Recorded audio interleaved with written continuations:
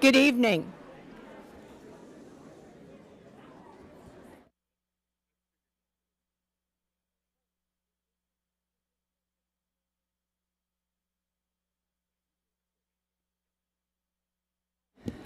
Good evening. Thank you all for being here. It's a full house, and that means if you stay with us, we'll stay warm, and if you leave, we will freeze. So it's all on you. Good evening. I'm calling this meeting to order. The time is precisely 5:35 p.m. in accordance with the Texas Open Meetings Act, Texas Government Code Chapter 551. This meeting is officially open with a quorum present. We will now move immediately to pledges that will be led by our own Claudia Garibay.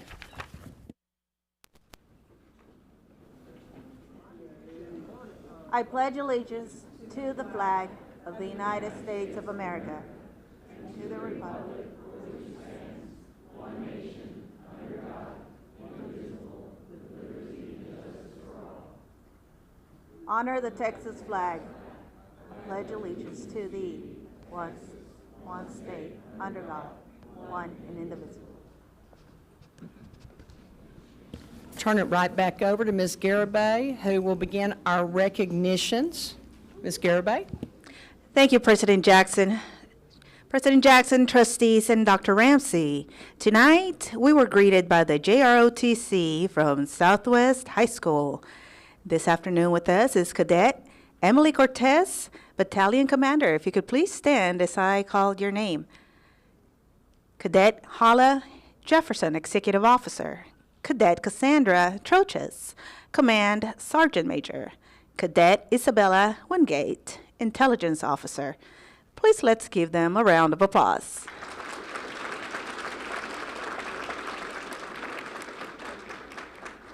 Thank you. And delighting us this evening with their music is the Fort Worth ISD Young Women's Leadership Academy Choir. These talented students are directed by Miss Rosalind Woodard, and supported by Principal Tamara Albury, Director of Vocal and Elementary Music Jesse Cannon III, and Executive Director of Visuals and Performing Arts Christina Avila. Please join me as we recognize their work and dedication. Please stand to be recognized.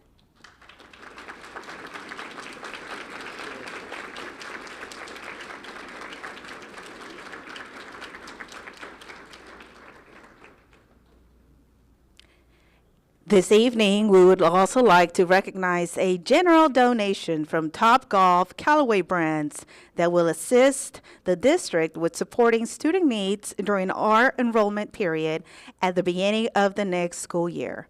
Topgolf Callaway Brands recently donated close to 4,500 high-quality backpacks at an estimated value of $103,400.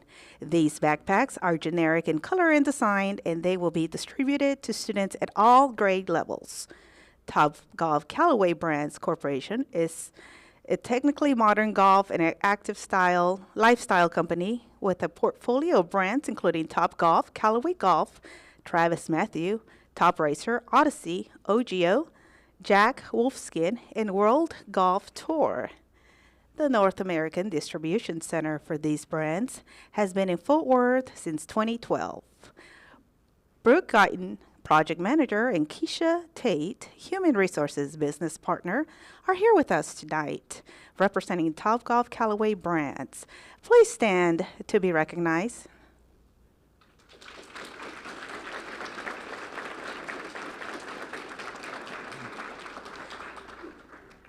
If you'd like to say a few words, we do have a microphone available.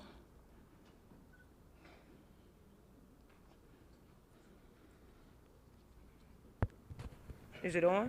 Yeah. It's on. All right. So good evening. Thank you all for having us here. So on behalf of Topgolf Callaway Corporation Brands, we just want to take the opportunity to thank you for your recognition. Best of luck to all of the students. We typically come into situations like this, not a lot. And when we have the opportunity to give back to the community, it was a no-brainer for us. So please enjoy the backpacks. We look forward to partnering with the district on any further donations and opportunities that we will have. And again, just thank you for having us on behalf of myself and Brooke. Thank you.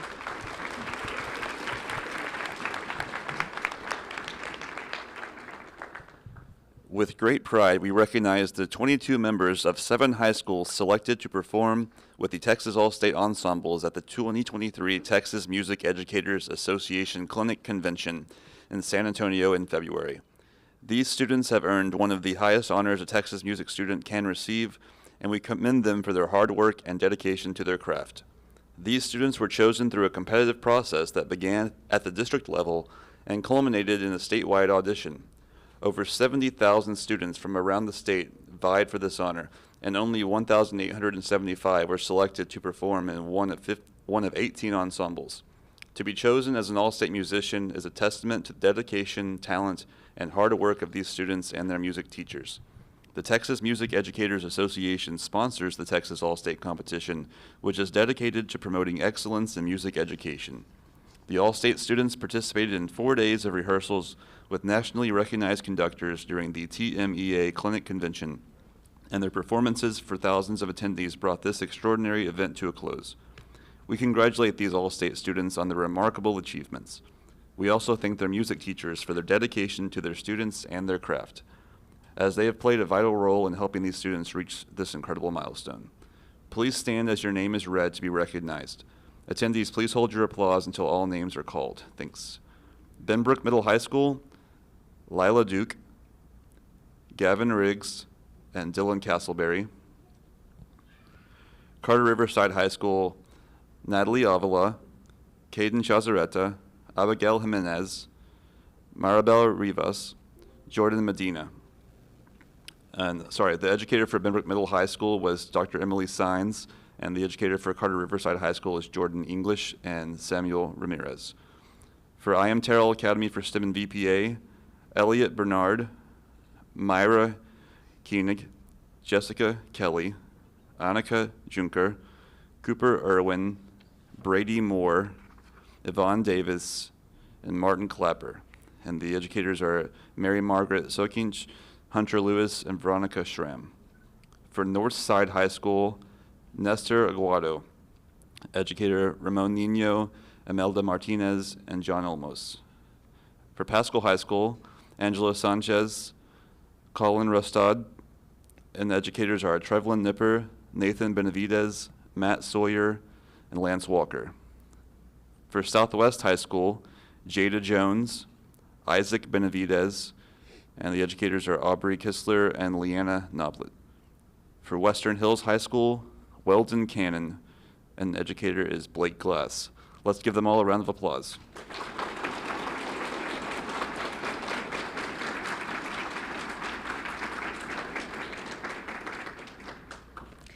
Thank you.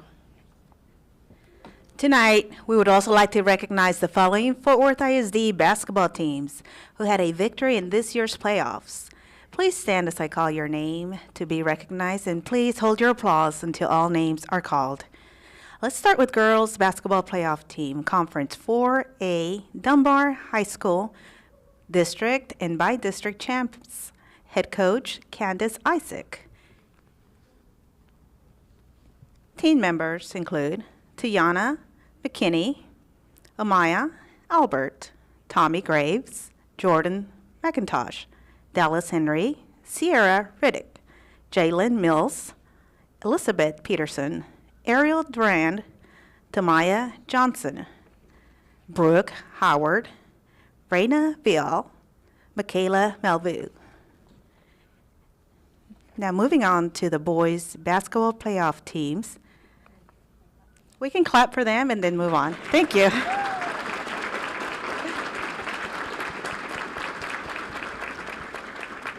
And now moving on to the boys basketball teams. We have Conference 4A, Dunbar High School by District round champs. Head coach, Swarn Lacey.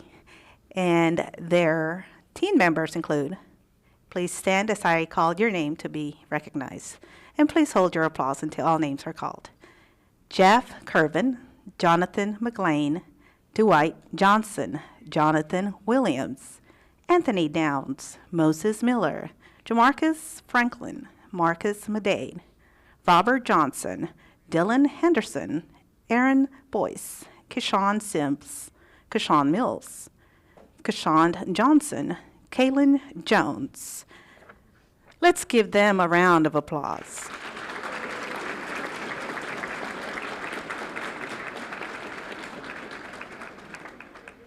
Next up, we have Eastern Hills High School, District and by champions. Head coach, Melvin Miller.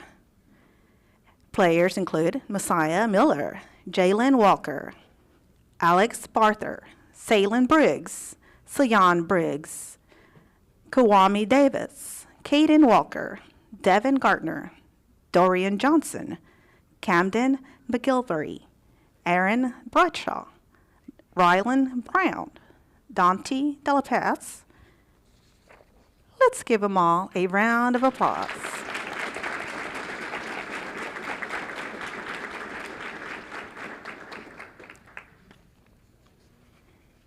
Next, we have Conference 5A, Arlington Heights High School, by district champs. Head coach, Larry Petit. Players include Jacorian Johnson, Keith Goodry, Tremaine Kilgore, Jacaris Washington, Cortland Short, Eddie Gray Jr., Gus Harvey, Tanner Needham, William Carrero, Micah Jerry Holt, Dedrick Harris, Shane Barrett, Jacob McCrae. Let's give them all a round of applause.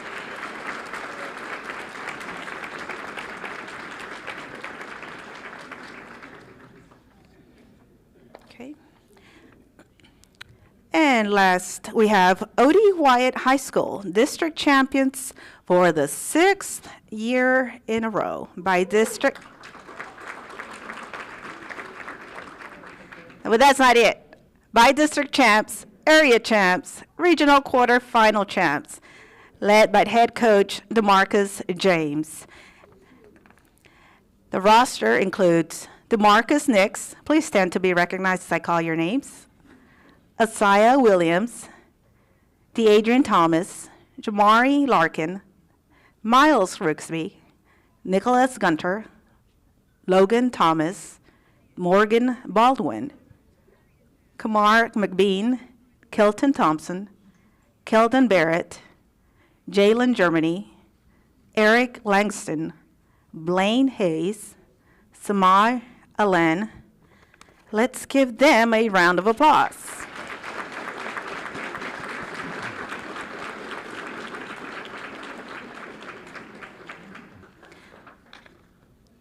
We are delighted to recognize the I Am Terrell Academy VEX Robotics Team 17505B for their outstanding achievement in winning 3rd place in the UIL State 4A competition. This is an incredible accomplishment, and we commend the team for their hard work and dedication to their craft. The team competed against other teams from across the state, demonstrating their engineering and robotics skills. The objective for this year's spin-up competition was to score more points than the opposing alliance within 2 minutes. The team focused on a robot design that launched discs quickly and accurately, scoring over 100 points per match on average. The design also allowed the team to own rollers in the corner, earning valuable points. The team's success is a testament to their teamwork, creativity, and perseverance. We recognize the contributions of the team's teacher, Catherine Lugo, and administrators Lindsay Charles and Ricky Brown, who provided guidance and support throughout the competition. We also congratulate the students, including Captain Frankie Moreno, Azael Hernandez, Mo Conlin, Itzal Nava, Isaac Ortiz, Juan Lopez, and Saul Pacheco, for their exceptional performance. Mentors Marlene Cruz and Jesse Borges also played a vital role in guiding the team towards success. We are proud of the I Am Terrell Academy VEX Robotics Team 17505B for their remarkable achievement, and we wish them continued success in their future endeavors. Their hard work and dedication are an inspiration to us all. Let's give them all a round of applause.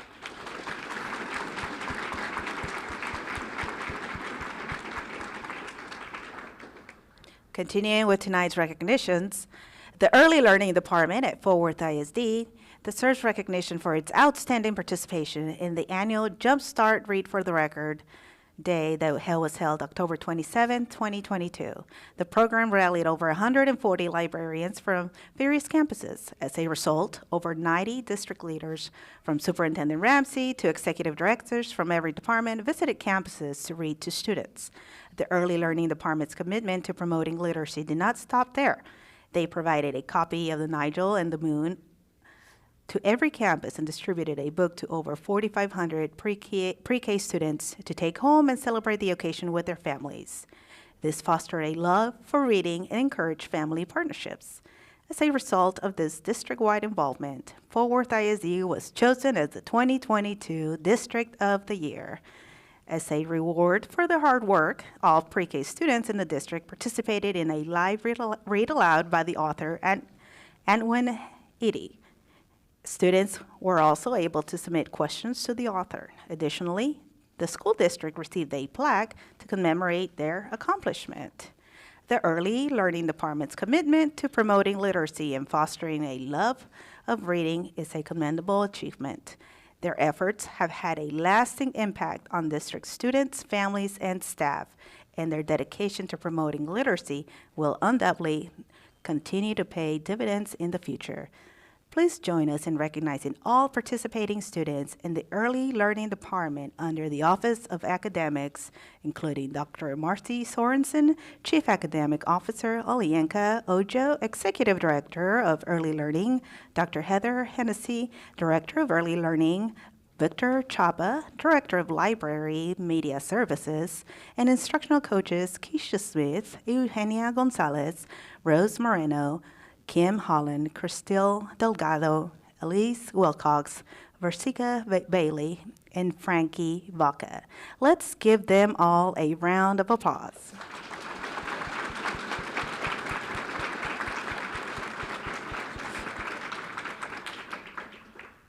We would also like to share that Fort Worth ISD, in collaboration with various state and national supporters and groups, will be celebrating the Week of the Young Child from April 2nd through the 7th.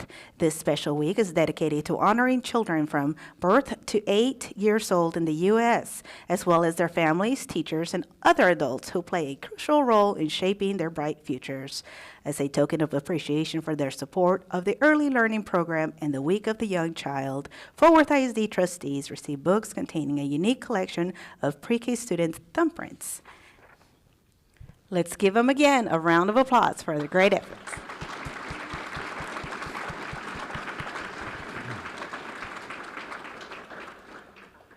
Tonight, we would like to recognize the following student athletes who qualified for the UIL State Championships.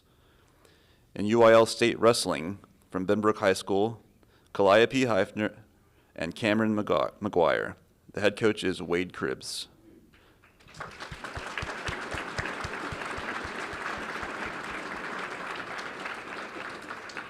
From Paschal High School, Elizabeth Dyer and Luke Wilson, head coach Matthew Hill.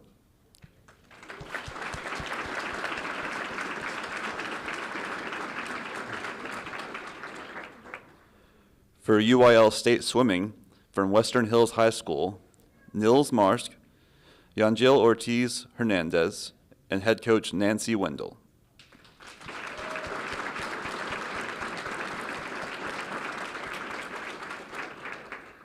From Paschal High School, Grant Chapa, head coach Benjamin Harris, and Elliot Valverde, assistant coach.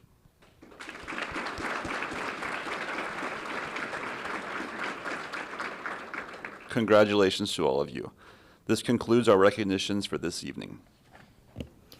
Thank you all. And do we have a few pictures to put up about the day of service yesterday? Students, staff, and volunteers joined forces yesterday to beautify 9 different areas across Fort Worth in honor of the annual Fort Worth ISD Cesar Chavez and Dolores Huerta Day of Service. The Day of Service was established by this district in 2018 as a student holiday.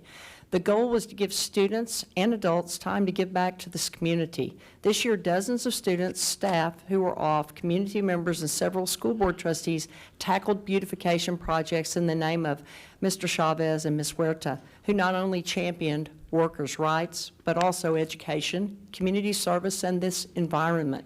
The initiative was spearheaded by the Fort Worth ISD Student Support Services Division and the Fort Worth ISD Family Action Center. The locations were identified through a collaboration with the city's Park and Recreation Department and Keep Fort Worth Beautiful. One site was identified in each of the 9 trustee districts to make participation easy and equitable throughout the city. The sites included Eastern Hills Elementary School Park, District 2, Northside Community Center Park, District 1 with Dr. Camille Rodriguez, Lake Como Park, District 5, Trustee C.J. Evans, Lady Butterfly Urban Learning Garden, District 3, Trustee Quentin Phillips, Krause Baker Park, District 6, Trustee Andar, Glenwood Park, District 4, Trustee Wallace Bridges, Greenbrier Community Center Park, District 8, Anael Luebanos, Western Hills Park, District 7, Dr. Michael Ryan, and Trail Drivers Park, District 9, that's a big one, Roxanne, Trustee Roxanne Martinez. Speaking on behalf of the Eastern Hills Elementary School Park, which I attended, I just want to thank the Eastern Hills Homeowners Association for coming out and supporting us, and also Cliff Dean from Tomlinson Ventures and the Ladanian Tomlinson Foundation, along with David Rush and many of the others from Eastern Hills Elementary. We picked up about 22 bags of trash over there. The other sites across the city were supported by Girls Inc., My Brother's Keeper, Communities in School, faith-based groups, and individuals wishing to honor the legacy of Mr. Chavez and Ms. Huerta. I want to open it up now if anybody else has any comments.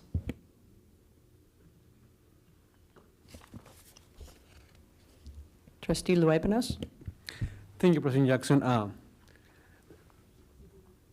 was there yesterday with my son at the Greenbrier Park. It was a fun. It's a fun park that we had no idea it was there. We collected a lot of trash thanks to our site manager, Mr. Hodges, who is in the back, for getting the volunteers there to pick up the trash and make sure that now we have a park to go and have fun. So I encourage everybody for the next year to participate and be part of this day. Thank you, Trustee Luebanos. Trustee Martinez? I want to give a special shout out to the Fort Worth PD Northwest Division, as well as the Citizens on Patrol, who assisted in the Diamond Hill cleanup at Trail Drivers Park. And we had a great representation of students that showed up from Meacham Middle School, Elder, Pasco High School, Diamond Hill Jarvis, and so was pleasantly surprised. And also shout out to Mrs. Daycross with the Eagle Ambassadors. So again, I had my children out there. We had fun cleaning up the community park that we often visit. And it was a beautiful day for a community cleanup and to honor Cesar Chavez and Dolores Huerta. So thank you for everybody who participated. Thank you, Trustee Martinez. Trustee Dar? Thank you, President Jackson. We got to recognize a lot of students tonight. And all of you are here, not just because you are talented, but because you put in the work. And you were committed and you were dedicated, and please know that that does not go unnoticed and that you make Fort Worth ISD proud. So thank you so much for all you do to not only better yourselves, but to represent your schools and our district in such a positive, productive, and healthy way. So thank you very much.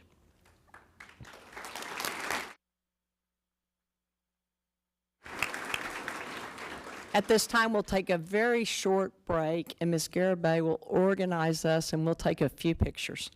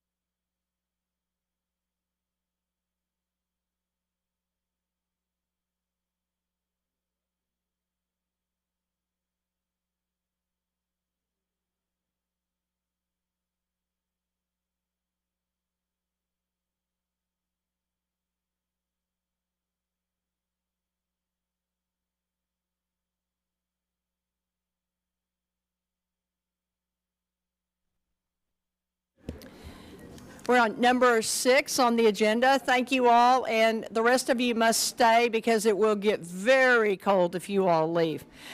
We will open the public hearing to discuss the annual report of the 2022-2023 Texas Academic Performance Report, also known as the TAPER. And Dr. Ramsey, I will now turn it over to you. Thank you. The annual TAPER report, our team is already assembled. You see Chief Washington, Associate Superintendent Arisby, and Assistant Superintendent Steiner, who are here to talk about the annual report, just keeping in mind that the data is from last school year, and it is a requirement of every school district in the state of Texas to present out the report in a public hearing. And so I'm going to turn it over to our team to talk about last year's data. Thank you, Dr. Ramsey, President Jackson, and members of the board. So we're going to be looking at the 21-22 Texas Academic Performance Report. These data, now we have this every time when I need to, there we go. These data are provided on the TEA website, so they're publicly available for every district and school in the state of Texas. We also have them posted for our district on our district website, and then you can view, if a member of the public wants to, a hard copy at a campus at the library or the office if you prefer. There's both an online report and then a PDF, which is a 31-page condensed version of the longer online data. So for the 21-22 school year, Fort Worth ISD had an accountability rating of B. We had a numeric 81, and a special ed determination status of needs intervention based primarily on STAR results. Participation rates in the STAR have risen back to the high 98 to 99% of students participating that they were pre-pandemic. We had a good performance, good participation even during the pandemic in Fort Worth ISD with the great efforts of our parents and our campuses. Our STAR performance data were presented to the board in July of 2022. They're part of the TAPER report that can be viewed online. Student and teacher demographics are also included in the TAPER. So for our student ethnic distribution, this compares on the right-hand side, left-hand side, Fort Worth ISD to Texas on the right. You'll notice that in Fort Worth ISD, we have more African-American students than the state, and more Hispanic students percentage-wise than the state, with less white students, and then a handful of Asian and other, as does the state. Fort Worth ISD also has a higher percentage of emergent bilingual or English language learners than the state, higher percentage of economically disadvantaged and at-risk students in our district as well. We also serve a larger percentage of gifted and talented students identified as GT than the state. We are at 12%, the state is at 8%. And then just slightly smaller number of special ed students, so 10.8% for the district and 11.7% for the state. As far as our teacher ethnic distribution, again, Fort Worth there is on the left, the state is on the right. We have more African American teachers percentage-wise, slightly less Hispanic teachers, and more, slightly less white teachers as well. Years of service for teachers, this is the pie chart comparison, but I think it's a little easier to see on this bar chart. We have slightly less beginning teachers, about the same in years 1 through 10, but slightly more teachers staying with us in Fort Worth ISD for years 11 through 20 compared to the state. The board often asks us to compare the distribution of teacher ethnicity to student ethnicity, so that's what we see on this slide. So starting at the bottom of the slide of this chart, we see that we have an equal percentage, 21% African American students and African American teachers. We have only 11% white students with 51% white teachers, and then it goes the other way with Hispanic. We have 65% Hispanic students and only 25% Hispanic teachers. So a little switch there between the Hispanic and white with students and teachers for the population. Attendance rates for the district, still recovering from the pandemic. We're at 92.8%. And then for the student groups, from 90% African American to a high of around 95% of white students. So all at 90 and above, but those are slightly lower than we were pre-pandemic, as we see from this next slide, where we're comparing the 2018-19 school year before the pandemic to after. The graduation profile is also a part of the TAPER report. So on the left-hand side of that slide, you see the percentage distribution of ethnicity of our graduates from the class of 2021. And it mirrors pretty much the distribution for the district overall, which is good to see. We had a total of just over 4,600 students graduating. A number of them were economic disadvantaged, as you see in that little table in the center, as well as emergent, bilingual, and special ed. And then to the right-hand side of the slide, it tells the graduation type. So there are 3 programs you can graduate under: the distinguished, the endorsement, and then the foundation. Both the distinguished and the endorsement programs require 26 credits. Foundation requires 22. The distinguished also requires Algebra 2 as one of your advanced math courses. So that's the difference there. And you see that most of our students do graduate on that distinguished program. We're looking at the 4-year longitudinal graduation rate. So as opposed to just the graduates that year, this looks at who enrolled as a 9th grader and then graduated within 4 years or less of high school. So the all students graduation rate there is at the top, 85.7%, so about 86% graduated within 4 years. We have some students who continue in high school. Either they did not finish in 4 years, or they may be working on a special ed program that expects them to go longer than 4 years. And then we have the dropout is the dark gray at the end, and for the all students group, that's about 12%. The TXC HSE is the Texas Certificate of High School Equivalency, and what we sometimes call the GED. And we have less than 1% of those values, so they're not a part of the bar chart that's displayed.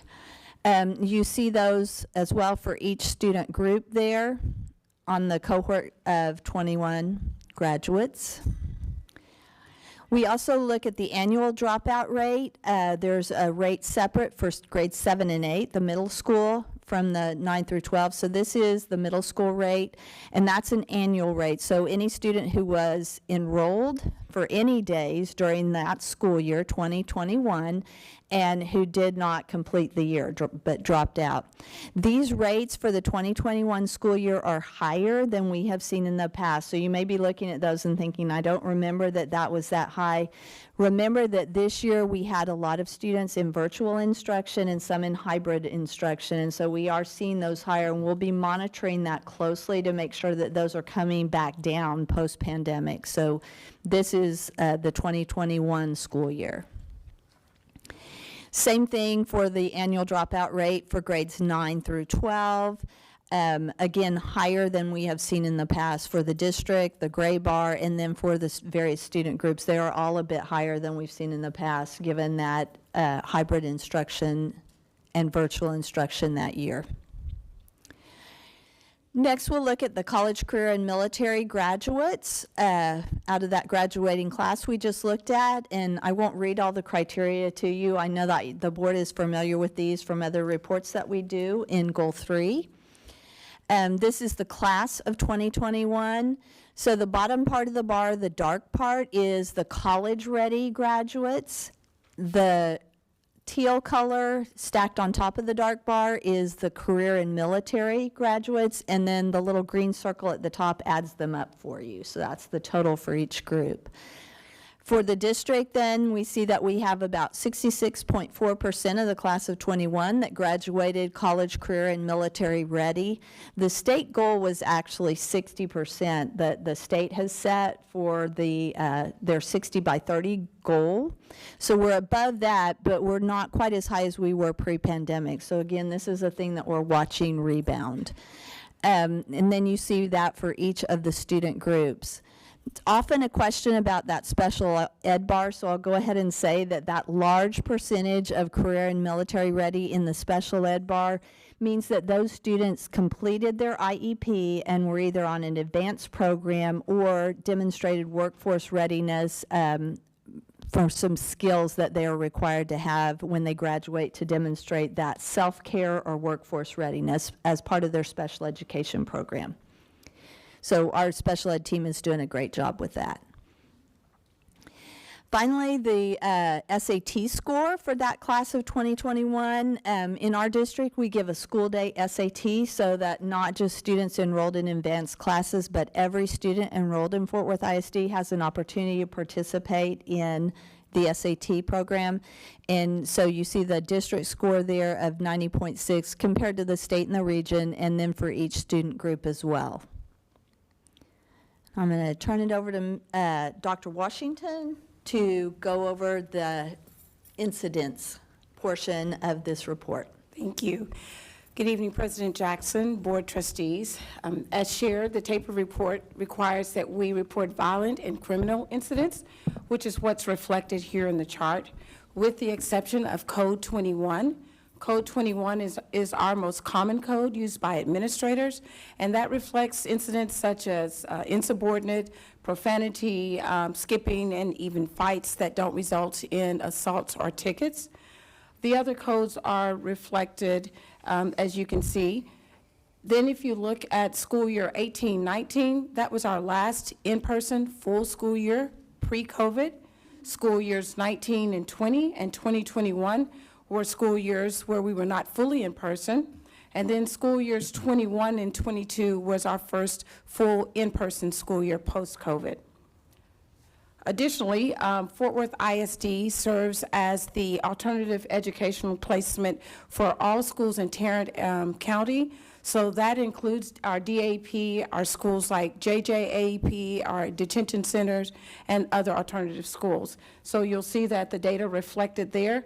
It does not only include students that are enrolled in Fort Worth ISD, but also students that are enrolled in surrounding school districts inside Tarrant County. Additionally, we provide a safe and drug-free prevention education courses. That's also aligned with TEC Code 38, which requires that school district provide prevention education.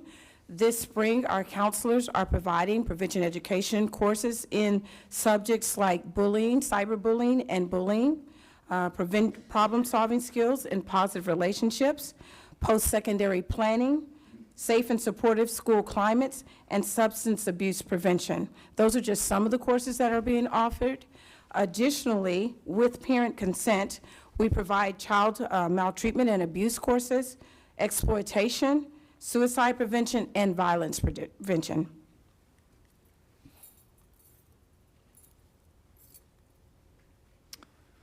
Additional violence prevention strategies that we focus on here in Fort Worth ISD include those structural things that safety and security and operations do that are addressing physical safety of buildings, and we talked a lot about that with the audits that occurred this past year.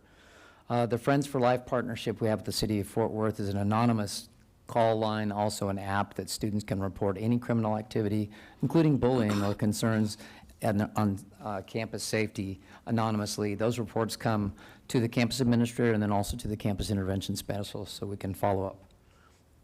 Individually, all of our student support staff develop what are called student support plans when we have an incident of violence on a campus. And that's not just for the victim, it's also for the perpetrator to make sure that everybody involved remains safe following the incident. And then I pointed out youth mental health first aid as just one example of the kind of training that we provide primarily to our staff and to our teachers on how to identify mental health needs of students earlier so that we're not dealing with incidents out of the blue. And then as Dr. Washington mentioned, some of the suicide prevention and other sensitive topics that we provide through counselors and intervention, those are now going to be part of our online registration so parents can actively consent for their students to participate in those. In the last legislative session, I don't want that one. There we go. The last legislative session, the state required through the Texas Center for School Safety that all districts participate in establishing what are called threat assessment teams. So we're expected to have two levels: a centralized threat assessment team, which was organized by Safety and Security and Danny Garcia, and then on the student support side, Cindy Bethany, who leads our crisis prevention and trauma response work. So at the central level, we have representation from law enforcement, from student support services, from the special populations group, from school, and from school leadership. We meet quarterly regardless of incidents to review any concerns and talk about policies and procedures in the district. There's also expectation that there's a campus level threat assessment team with that same representation around the table.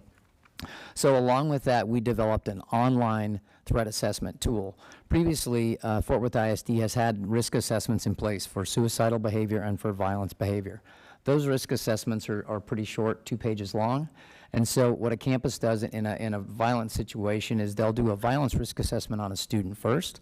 If that brief assessment rates is high, and there's a concern that there might be a more generalized threat to the campus will convene the broader threat assessment team. They'll do the full threat assessment tool, which is an online tool that we built in Qualtrics. And that's an 18-page document, so it goes into much greater depth in terms of the history and the concerns about a student's behavior. That's completed. The team then convenes to discuss how it rated and what the level of concern is. They'll oftentimes then reach out to us, the Central Threat Assessment Team, to determine what's the next step. We want to make sure there's a safety plan in place. Those can include things like the SRO reaching out to the family and doing a safe home check when we know that there's weapons in the house, and developing individualized student support plans for all the kids that are involved. This is an example of, some of our data from this past year in terms of the number of suicide risk assessments you can see completed, as well as violence risk assessments in schools. This year, we've had a total of 12 threat assessments, full threat assessments that have come to the centralized level, meaning there was enough of a concern that they felt like there may be a generalized threat to the school, so they reached out to us and we helped them develop a support plan.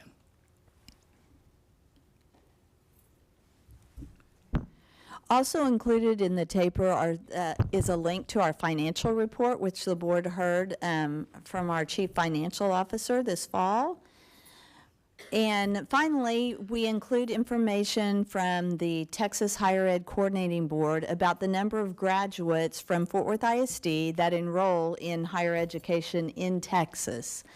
So this slide is from the class of 2020. It lags another year because they have to wait to see if the students enroll the fall after graduation. And this shows us that out of 4,720 graduates from the class of 2020, 611 enrolled in the fall following graduation. Texas two-year public colleges, primarily Tarrant County College, had 694, and then some independent colleges and universities, 174. We also have students that enroll out of state who are not represented in these data, but we get those data from the National Student Clearinghouse, so we are able internally at least to track some additional graduates, but the taper includes just the Texas institutions.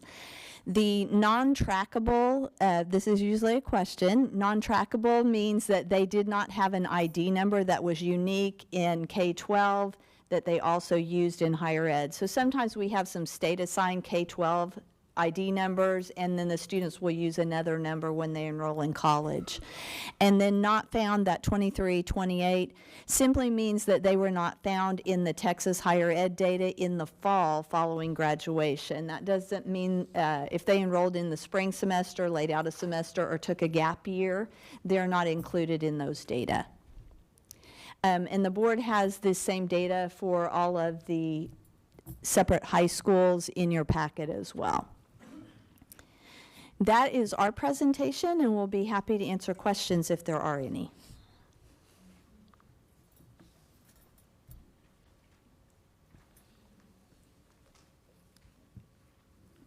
Trustee Bridges. Could you explain to me one more time about the threat assessment team, please? Yes, sir.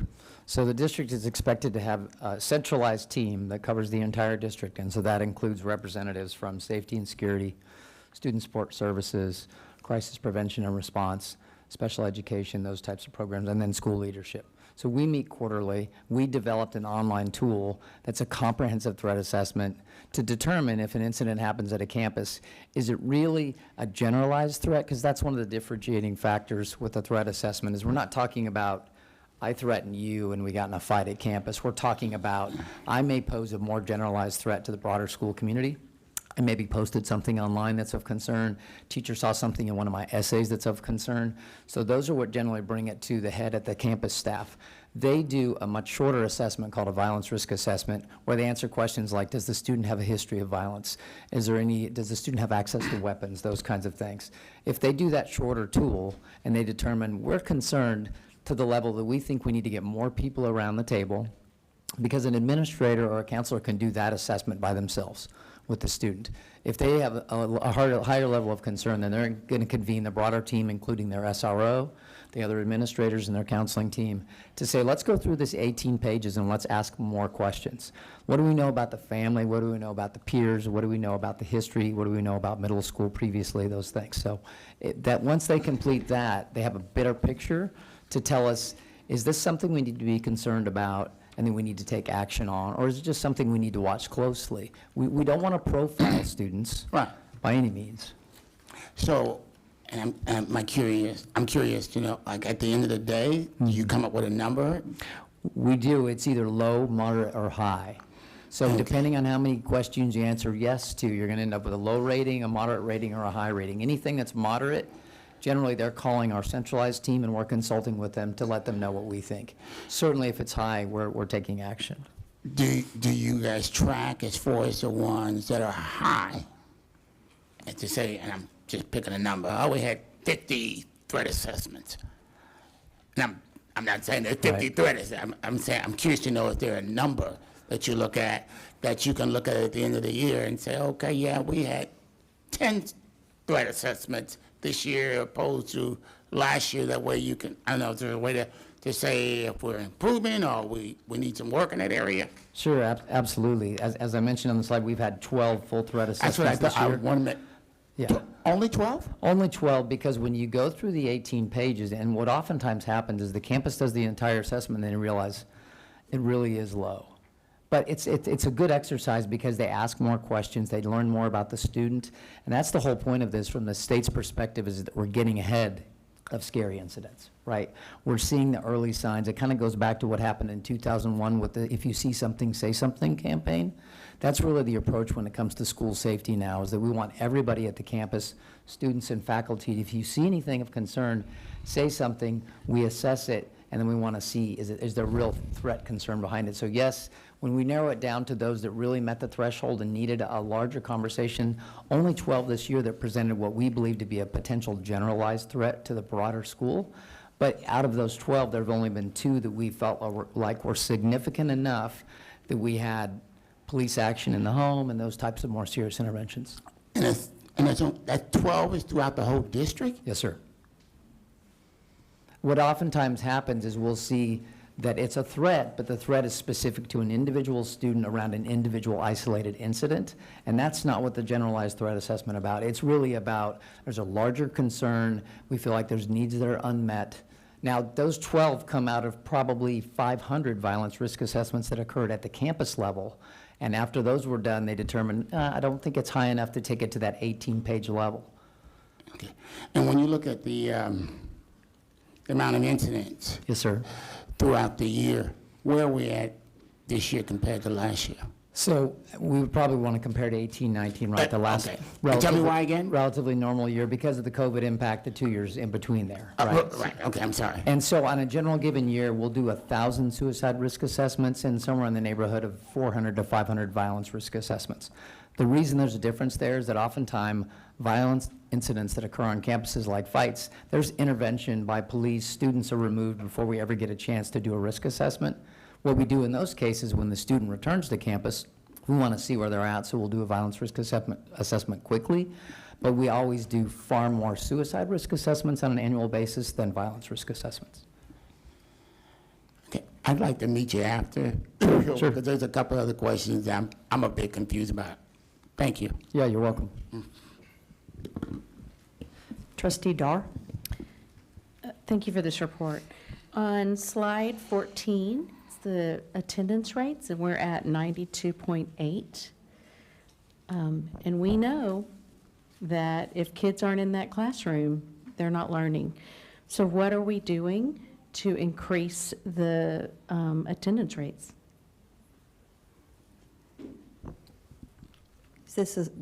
Am I in the right slide? Yep, there you Trustee are. Dar, there we go. Yes. Thank you. There are actions taken at the schools, site-based actions taken at the schools to follow attendance. We look both at regular attendance and chronic attendance is one of the things that are flagged in the system. We see this a lot at the elementary in the earlier grades. A larger absentee rate for the younger students, and there is a specific group looking at the early learning space and what the attendance rates are, their reasons, and reaching out to the home to talk to the parents about the importance even of a pre-K student being there every day and the learning that they might miss if they're not able to attend.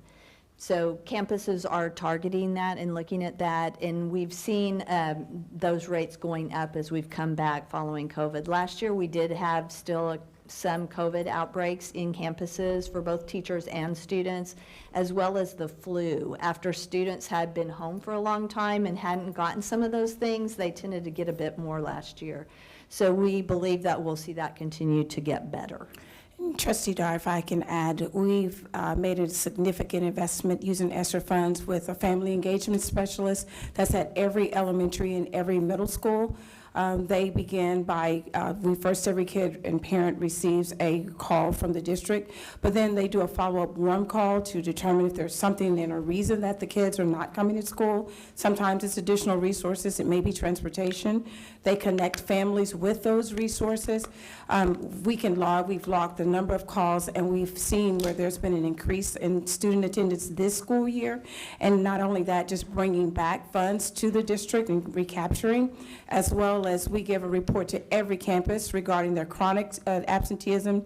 We also ensure that we provide supports and resources to every campus. Our team goes out, works with campus administrators to ensure that they're tracking and monitoring attendance appropriately, and ensuring that we're sharing, as Mr. Rispey just shared, that sometimes 0 to K4, they think that attendance isn't important. We want to share the importance that our students are in school, and early childhood learning is very critical. Well, you know that I will agree with you on that. I've said multiple times the importance of early childhood learning, so thank you, and being kindergarten ready. Yes. On slide 22, with students, so that 2020-2021 school year was the wonky COVID year. Did we see a decline in the number of students who showed up to take the SAT tests on campus? And that may not be data that you have in front of you. I don't have that in front of me. I can get it for you, a comparison to the percent enrollment. We did fairly well with having our students come in and participate in our testing that year. Even the students that opted to be fully virtual often would make arrangements to come in and test, but I can check specifically on the SAT and get that information to you. Okay. And then on slide 30,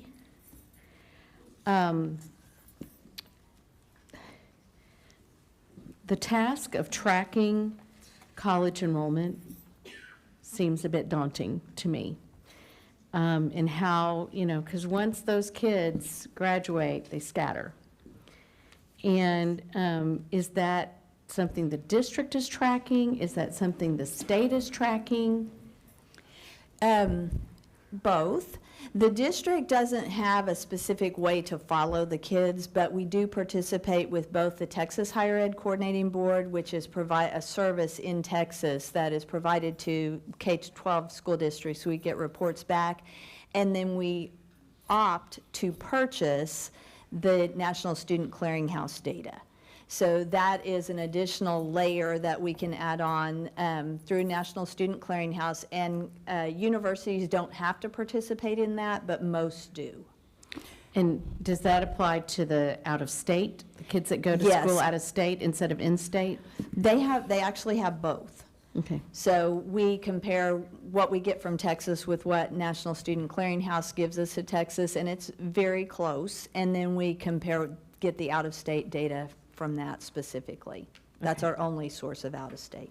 And I was just going to add that our CCMR teams also, we try to pair them with students so that they track them through the summer to ensure that they actually enroll. They follow them through the semester.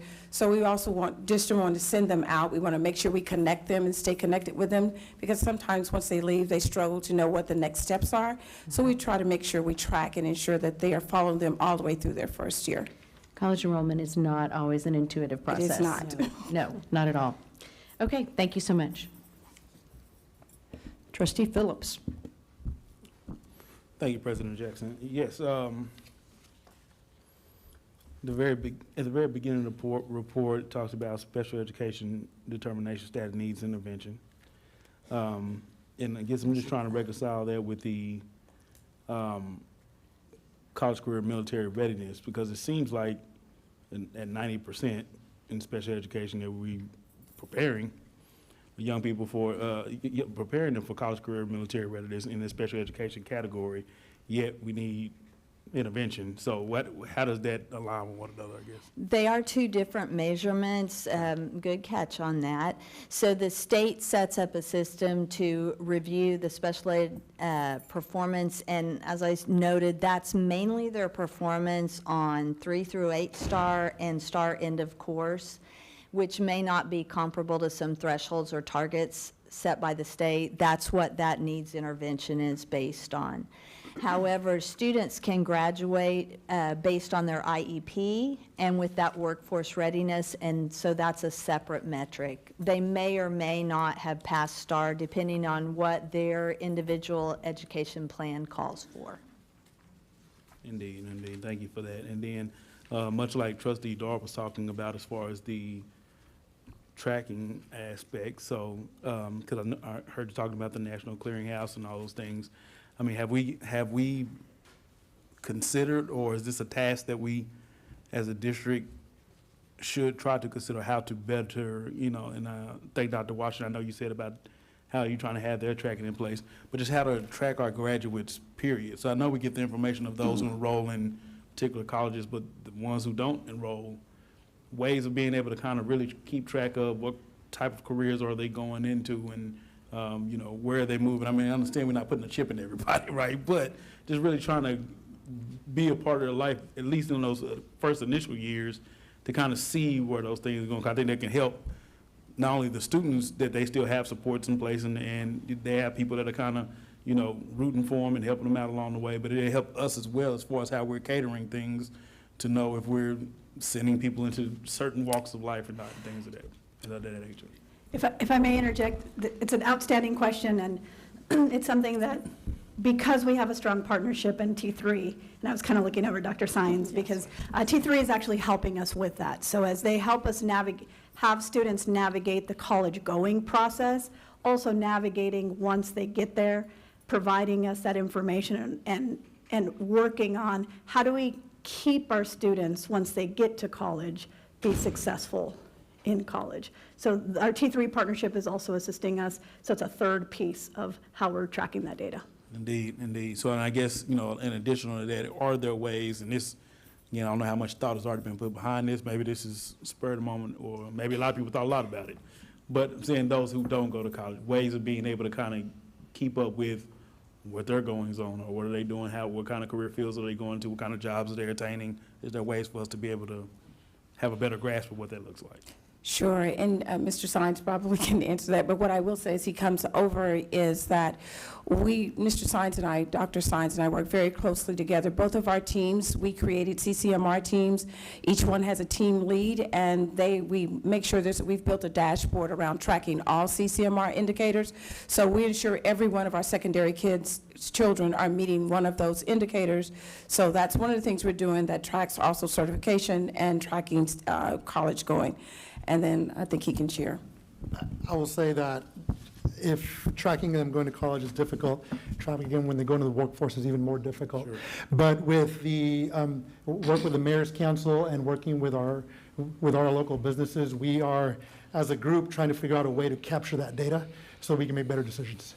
So it is a difficult task, but it is one that, through collective impact, we feel we can make a difference. Yeah, it's difficult. I know that's a big ask. I guess I'm putting it in there for the brains to come together and start figuring those things. We're on it for sure. But even like you said about the business community, I mean, when someone applies for a job and when they send a resume out, they put graduate, Eastern Hills High School, Dunbar High School, Poly High School, we know as a forward ISD graduate now, I don't know the way to get that data, but yeah, like now we know they're in a career field somewhere around here that we can, I would say that as we move forward to looking at strengthening our alumni communication and our alumni network, that would be another great way of tracking some of that information, and that's something we're committed to doing.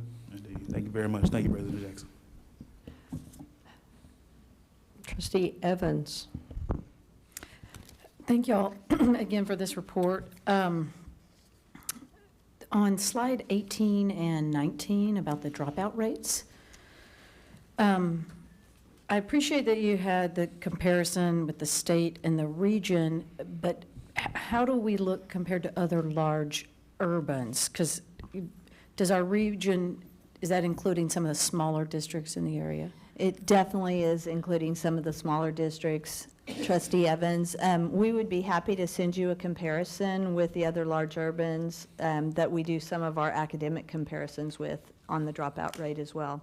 Okay, thank you. I would be very interested in that information. And this number seems really high, and I don't want to be alarmist. I know it's 2 years back, but what can we learn from this? And then I do know on the attendance rate, slide 14, I just learned today that this year's average attendance rate is closer to 96%. So we have made growth, and so I learned something from a site-based committee today. So anyway, so I am eager to see if we've had growth or improvement in this dropout rate from 2021. Definitely, yes, and we have to continue to remind ourselves that we were in a little bit of a different place then, as Superintendent Ramsey led off with reminding us, like that was not even the current year data, and we're a long way through the school year already this year, and are seeing some, so thank you for saying that you learned that on site-based. We are seeing some of this rebound, and we'll be happy to have an end-of-the-year comparison. Okay, thank you all. Dr. Ryan. Hey, do we get any information on kids going to the military from Department of Defense? We do not receive any currently, Dr. Ryan, from Department of Defense, but the state system is changing this year to allow school districts to collect in-house that information with the recruiter's signature and the signature of the student who is going to enlist in the military, that we will be able to count. Okay, thank you. Trustee Bridges? I'm sorry, accident. It's all good. Trustee Luebanos. Thank you. Thank you for this report. On slide 9,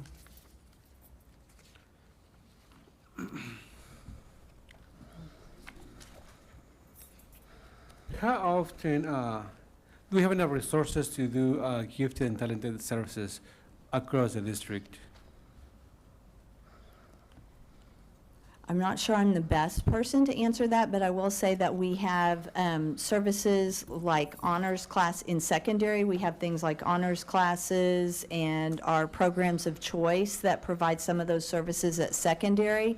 And the elementary, we have gifted and talented teachers that provide services, not one per campus, but in clusters of campuses, and it's a program that the identified students and the talent pool students sometimes in those campuses, the teacher goes to that campus and provides a lesson on a regular basis to students in the program. So for the elementary students, we have one teacher for We have different campuses. approximately one teacher for 4 campuses. And how, you know how often they go out to those campuses? Is it once a week, I think we need to get you that so that I don't misquote that and make sure that that's consistent across campuses, but we're happy to send that to you. Great, thank you. Trustee Martinez.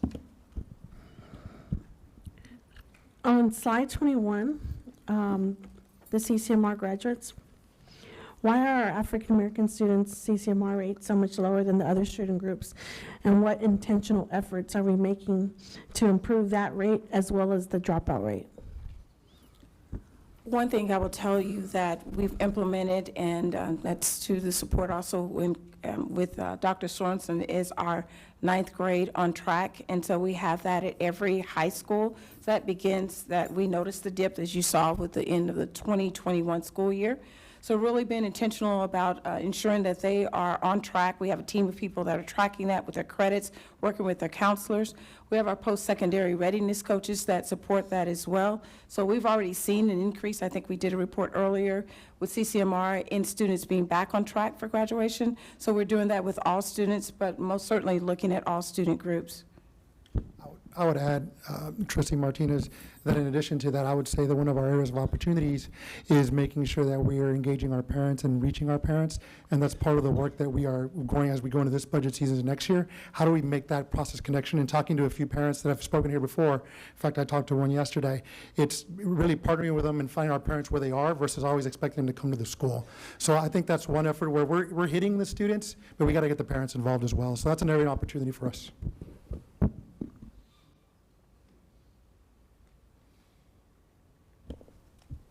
Good. Okay, just a couple, slide 12, looking at teacher years of experience, you piqued my interest on that when you noted that between 11 and 20 and 20 plus, we had a little bit higher carryover with our employees. What are we looking at with regard to like districts, a retrospective analysis, and then exit data? So my questions are, like districts, does everybody in Texas that's the same size as us, do they look the same with their employees? Is this a trend? Are younger teachers moving from district to district? What can we do to keep them here? And so you offered an end of the year report on the other data. If we could look at this and just see, because teachers are the heartbeat of every classroom and of this district. So that's one. And then my colleagues asked all the other questions. And then on slide 17, looking at African American versus all, the rate is 12% versus 16.8% for 4-year longitudinal graduation rates. And this is for the class of 2021 cohort. I'm looking at that. That number is 33% greater for African American students, and it's not greater in a good way. So we need to put a flag on that. And for the end of the year report, can we look and see if we have made indeed progress with some of the many processes and protocols you all have put in place? Because I believe that we have. But it sure would be nice to see it. A third is too big. And then annual stop attending school rate, because we know I never want to say that word, dropout. So the district's 4.3%, African Americans 6%, 39% increase. Looking at that, that's huge. So if we could look at that and see. And I guess my big question is, when people stop attending school, I get calls all the time, and I call Dr. Sines all the time. I called him with 3 so far, and he has 100% of them re-enrolled in school. And I guess I want to know how we can all do a better job. And I know trustees can help if we just answer the phone. It's not always to hand them over to Dr. Sines. I'm just lazy, so I do. But what can we do, and how can we do a better job? And I'd love for this board to focus on that. So other than that, great report. And if there aren't any other concerns, Dr. Ramsey, anything? Thank you all so much. You did a great job, great teamwork.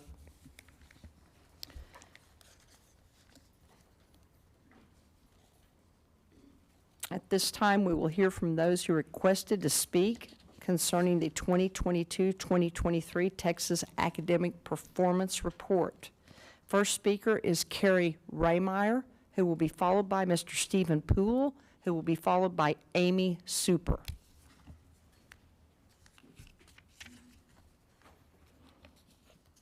Ms. Raymeyer.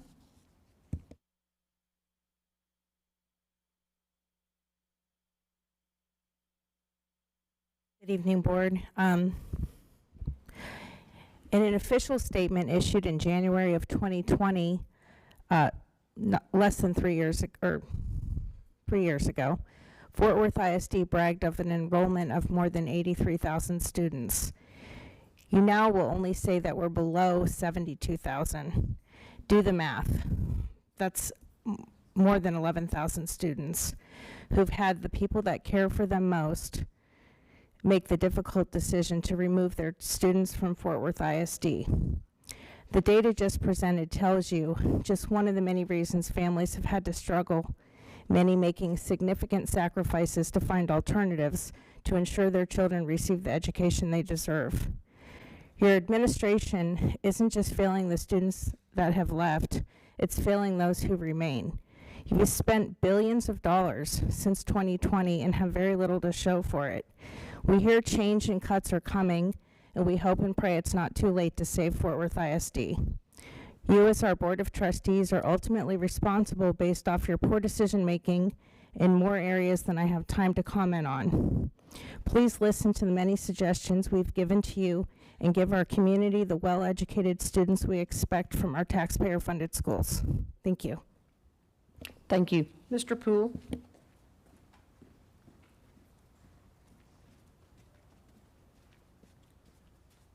Good evening, President Jackson, members of the board, and Dr. Ramsey. Taper report is always an exciting day when TEA releases it for me. It's like waking up early on Christmas morning. There's so much information you learn about our district, our region, and our state, and this report is excellent, but there's a piece of information that wasn't reported tonight, and that's the teacher turnover rate that can be found in the Taper report.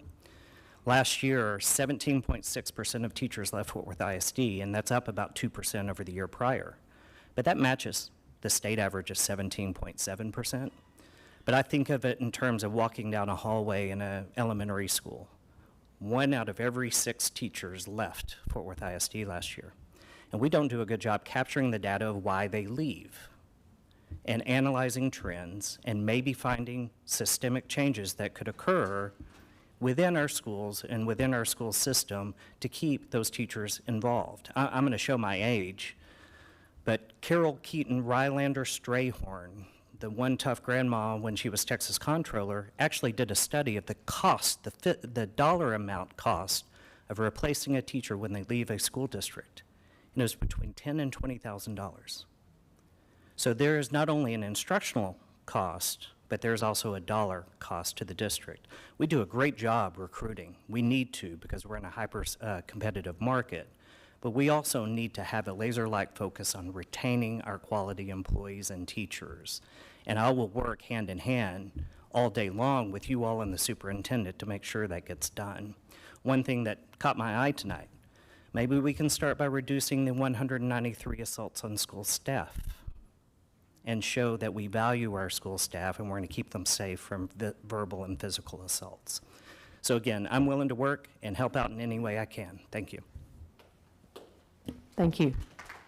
Ms. Super?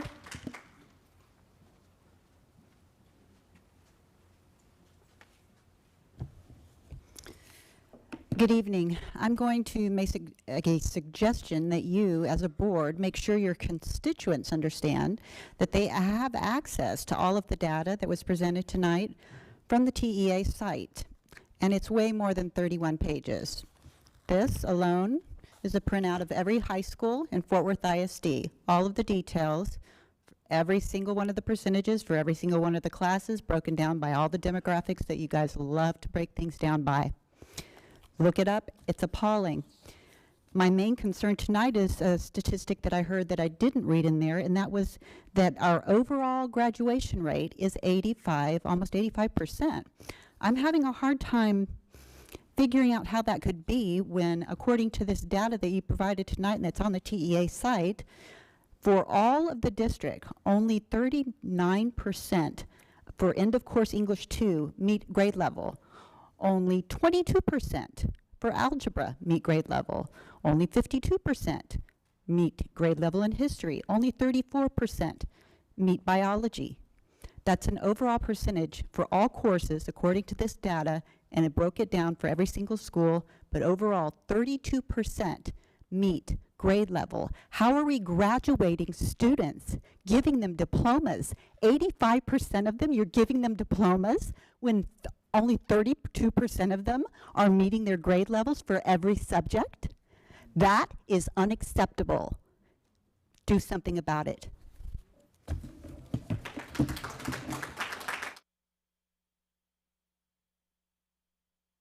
Thank you for your comments. The public hearing is now closed. I'm going to jump back on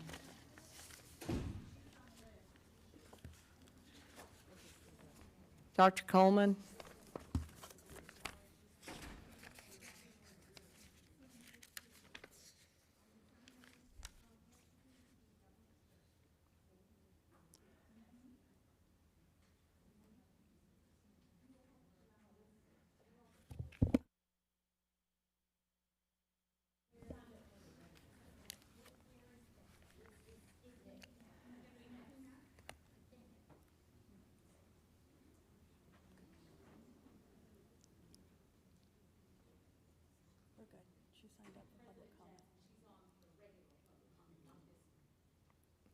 The individual who just requested to speak will be part of the regular comment and was not part of this. There was no error, and we've made a course correction. Is that correct, Dr. Coleman?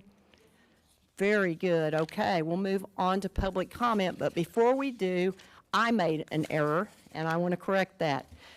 We were at board, committee, and superintendent update written reports. I want to make mention that numbers 4 and 5 on the agenda, board committee report is a written report only, and number 5, superintendent update report is a written report only. Do any of the trustees have any questions about either of those? I don't see any, so we will move on to public comment. At this time, we will hear public comment addressing items on this agenda as well as items of a general nature or topics not specifically listed on the agenda. Please allow me to remind you that because of restrictions by the Texas Open Meetings Act, board members may not engage in a verbal exchange about a subject that has not been posted. We will listen and we will take notes, but this board is prohibited from responding to any inquiries made during a board meeting on any topic not posted on this agenda. However, the board may reply with 1, a statement of specific factual information given in response to the inquiry, 2, recitation of existing policy in response to the inquiry, or 3, direct the person to visit with staff about the issue.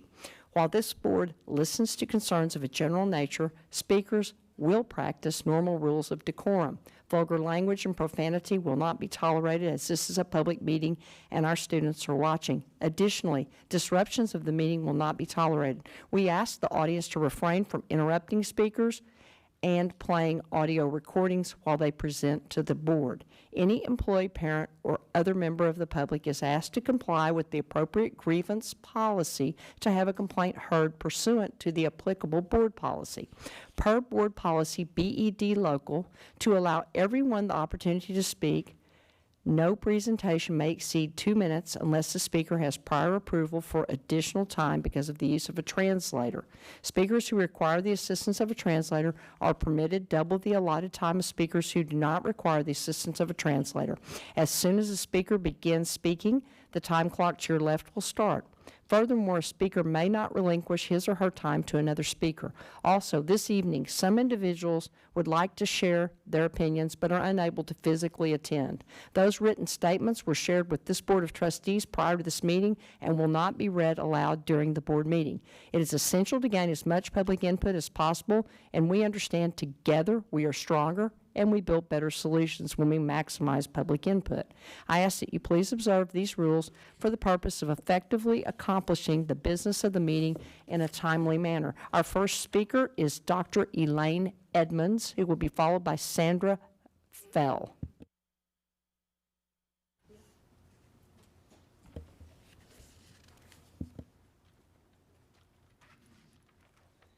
I'm Elaine Edmonds, and I've come to ask a favor of y'all. I'm running for place 5 on the board for ESC 11. Each one of you on the board get to vote, as do all of the boards in 10 counties. But I'm here to talk to you in person because I am a taxpayer here. I have been employed here, and I want to just tell you who I am and ask for a vote. My bachelor is in fine arts. My master's is in special education. I have 10 different certifications. My PhD is in curriculum instruction. My postdoc is in administration and leadership. I've been in education for over 40 years in major school districts like Austin and Fort Worth. I've also been in a couple of small school districts just to see if they could tolerate me. It was fun. I've taught ed leadership at 2 different universities, Texas Women's Universities and Concordia University. I have always been someone who took on a job and took on training and learning at the same time. I have never run for anything, but I read a quote that says growth and comfort will never coexist, and I think that's true. It's uncomfortable for me to ask, please vote for me, but I'm asking. Every position I've ever had has been a growth position for me. I've been so fortunate. I want for people that are new in teaching to have the kind of support I've had. Thank you, Dr. Edmonds. Please vote for me. Sandra I will take Fell care of your teachers. Will be followed by John Holdridge.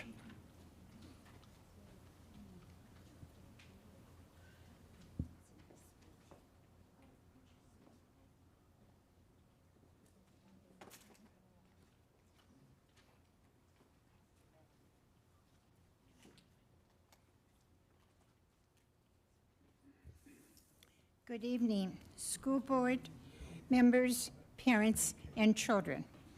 My name is Sandra Field. I hold a teaching certificate from Texas, from Michigan, and from New York State. I'm 85 and greatly concerned about what my great-grandson and his classmates are not learning in kindergarten and first grade. I was shocked last month when I attended your school board meeting to notice a poor 43% expectation of reading was for this year. That is unacceptable. There are simple, basic concepts in our English language with only 5 vowels, A, B, C, A, E, I, O, U. One can easily help teach children, even at home, to find little words in bigger words. You take the library bookmark copy that says learn something new, the purple one at the bottom. It has the word earned and ear in that word alone. Forget teaching phonics in an early time. The child hears you pronounce the word and he automatically knows how. And then you do the same with many other word endings, such as on, an ED. I have a whole list of them. And all, tall, wall, mall, that type of thing. The child learns spelling at the same time. When parents drive to Walmart for groceries, they point out letters on a can or a package, and in the child's name at age 2, you can show them those letters. Don't give a child your cell phone to play with only. Picture, such as in... Thank you. Is that all? Yes, ma'am. Thank you for being here. I was told I had 2 minutes, ma'am. Thank you. Mr. Holdridge will be followed by Trinace Dorsey Hollins.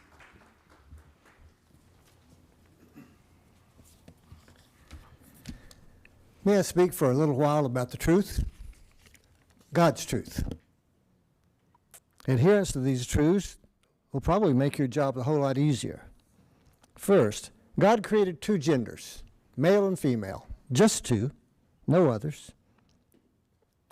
Tomboys should not be converted to boys just because they like to climb trees. Little boys shouldn't be converted to girls because they like to play with dolls when they're little. God's plan for marriage is one man and one woman for life.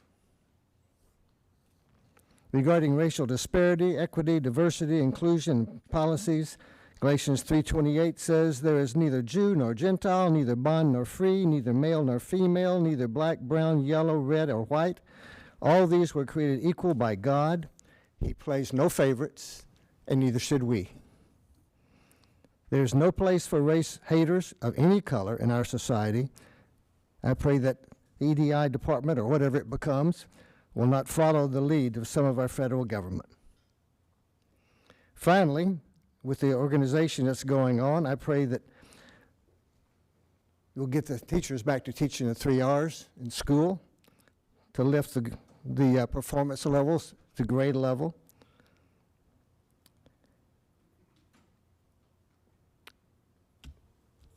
And maybe we can use some of these positions that we're eliminating to beef up training in our school campuses. Thank you very much. Thank you. Trinace Dorsey Hollins will be followed by Donna Collins.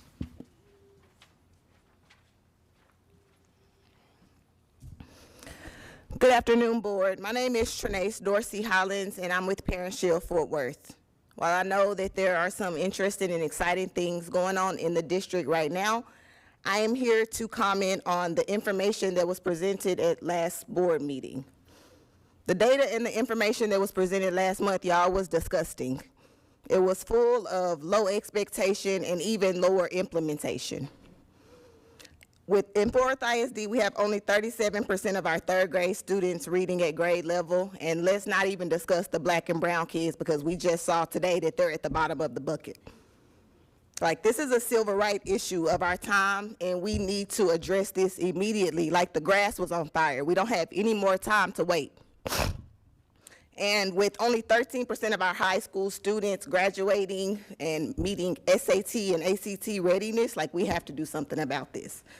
I do appreciate Dr. Sines taking the time to speak with me this week, and I look forward to the enhancements to SAT prep that we discussed and the implementation of those enhancements at every single school in Fort Worth ISD. While we understand that there are opportunities at every school, David, you clearly understood that Pasco High School could be the model for SAT prep for every school district in Fort Worth ISD.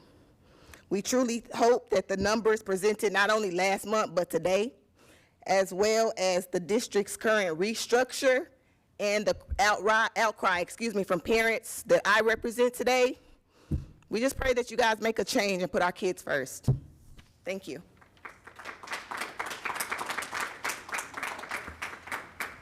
Donna Collins will be followed by Bart Scott. Good evening. I'm Donna Collins, a taxpayer and citizen here in Fort Worth. Dr. Ramsey, thank you for recognizing the need to cut staff, especially in the upper echelon. I'm going to take that a step further and ask you to eliminate racial equity and division and anything that has to do with DEI or SEL, and let me explain. On diversity, I think that we're naturally diverse people. It's a fact of life. I don't know why we have to spend millions of dollars on that issue. Equity, I looked this up, and it means being fair and impartial, and as professionals and children of God, we should all be fair and impartial. If someone isn't doing their job or being professional, they should be put on a performance plan and ultimately fired. On inclusion, I'm going to come back to that, but I feel that these initiatives actually divide people by telling people that they are victims. How can they be happy? When you push people to obsess over issues and problems, how can they be happy? You are trying to indoctrinate students into a new world order, and parents are not one bit happy. Everyone is unhappy, including a lot of teachers. I wonder why there's a teacher shortage.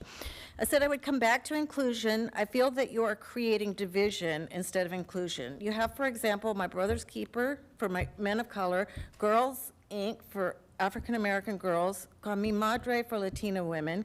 You celebrate Black History Month, Women's History Month, and Cesar Chavez and Dolores Huerta Day.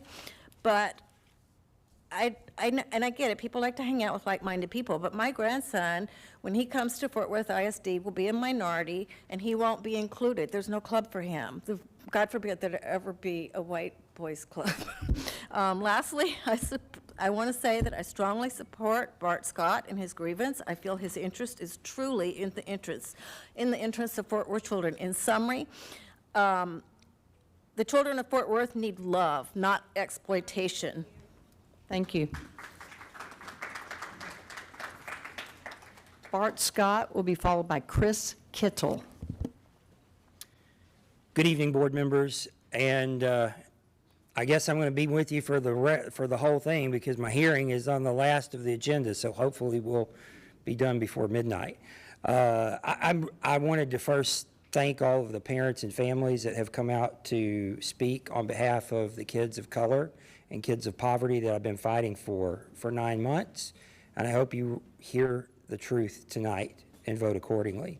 But that's really not why I came to speak at public comments. I came to speak at public comments as a teacher when I listened to an audio recording of a reduction in force, and I was really sad because, see, when I come from the business world, when people serve the district for 10, 15, 20, 25 years, they're treated with respect.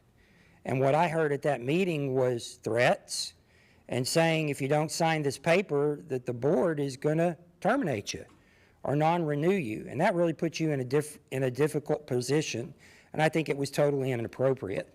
And I think it was a reflection of poor leadership in whoever made that decision. We need to treat teachers with respect. Of course there needs to be cuts, but there's nothing wrong with saying to someone that served the district for 25 years, even if I may not agree with them on this grievance issue, you know, you've done well, and thank you for your service, and here's a severance as part of that thank you. You know, when I was a teacher about a year ago, we got thank yous of little bitty pens and a backpack and a certificate, and I'm sorry, it was cheap. And it was insulting, and I was not the only teacher that was insulted by that false gratitude. I'd like to see every teacher, every director, every leader that's being asked to leave to be treated as they are, what they have earned, and that includes severance. Thank you. Thank you. Chris Kittle will be followed by Kenya Alu. Good evening. I am Dr. Chris Kittle. Statistics show that reading and writing scores have stayed the same despite since 1970. So despite applying new practices and technological enhancements, scores have remained stagnant or declined over the last 50 years. So I urge you to return to historically effective practices. As Mr. Incredible says, there's no school like the old school. But the school board continuing education courses emphasize the importance of protecting the educational institution, which is the district, at all costs. Graduate programs teach administrators to defend the institution at all costs. The educational institution, the school district, has become a machine. School districts, school boards, and administrators around the country will protect the machine at all costs.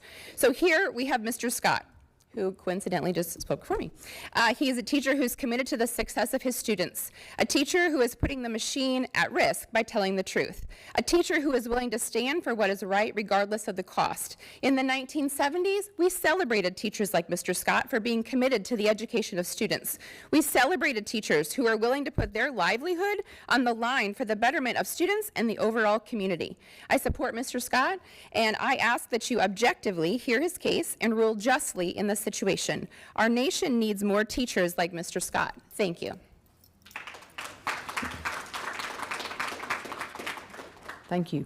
Kenya Alu will be followed by Martacia James.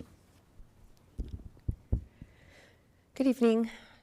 Decades ago, when education was focused on reading, writing, and arithmetic, third graders were reading words that most adults today would not be able to define. I wonder what happened. Over the years, we've moved away from pen to paper, cursive writing, reading, arithmetic, to computer screens and infusing woke ideology into schools. Look where it's gotten us.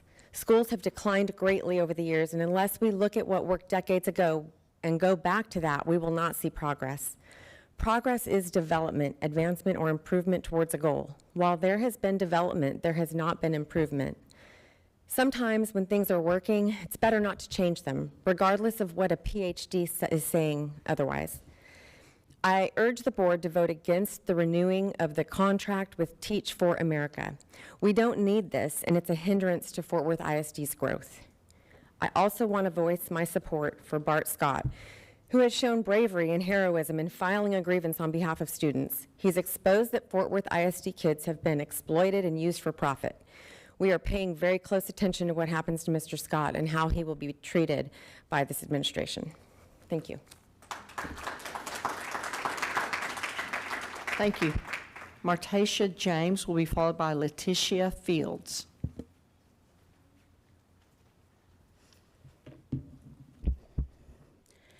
Yet again, we as a nation have witnessed yet another school shooting in which innocent lives were taken. Thank God it was not Fort Worth ISD, but what necessary precautions is the district taking when we are still lacking in the necessary support and proper teacher and staff support? The definition of a school board trustee is or are guardians of the public's trust. They put the interests of their community's youth first. We are told that we are a B-rating school, schools such as Atwood Elementary and Laurie Road Elementary, just to name a couple, are performing below average, and these are elementary schools which studies have shown teaching children absorb more knowledge at a younger age. This is the foundation that is being set. SPED and SEES children are not getting the support they need, and just being passed along the school system, doesn't help them now or in the future. It's really a disservice that is not being done to them. Also, parents are not informed enough when it comes to the curriculum structure or the culture that takes place within the classroom settings. Something needs to be done about that. CRT should be something that is taught. We focus on Jews and the Holocaust and Asian Americans, but African American history is something that is slowly but quickly being erased. Why is that? Finally, teacher support is crucial. More and more teachers are leaving. You are losing more teachers because they are burnt out or tired of the no support. I would like to reference Metro Opportunity School. No teachers are involved in fighting students, but the fact that students have to help teachers and staff break up fights is ridiculous, on top of the fact that children are being sent to school the same time as the children that they were in an altercation with. What do you think that they're going to do, or what's going to happen, or what is likely to happen? We have one principal who can't do it all by himself, but really does try. And one more thing, third-party organizations that assist with behavior and SEL shouldn't be placed in alternative schools at the last resort, but should be put in the schools prior to, so that developing relationships and building connections. Time. Thank you. Thank you. Thank you.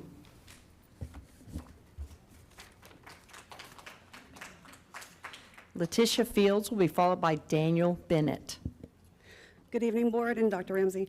I'm here on behalf of Mr. Scott's grievance as well. I'm actually the employee that was hired and then fired 2 months later for the position of being the grant coordinator for both P-TECH and T-STEM grants for Young Men Leadership and Success High School. The decisions that were made for these grants were basically made prior to any input, even though both of them did create advisory boards on each campus. Also, another thing that was alarming was that there were no teachers involved in these decisions at all. They weren't even on the board. So I will tell you that being the grant manager, the decisions that were made were illegal and unethical. The grant funds are being misplaced. The CCMR measures that we spoke of earlier, the percentage, yes, will go up with some of the tests that they chose, but the tests don't even align with the program that they chose. So an OSHA certification, for instance, does not align with either of those schools' programs that they chose, and they're having those students take those tests, waste their time using the students, exploiting the students, basically for the additional funding and then that CCMR measure being raised. I understand that's important for a district, but you cannot do that to students. Another issue that we talked about earlier was retaining teachers. Well, you can't retain teachers if they fear that their job is going to be on the line if they speak up. I spoke up, and because of that, my $70,000 paycheck is gone.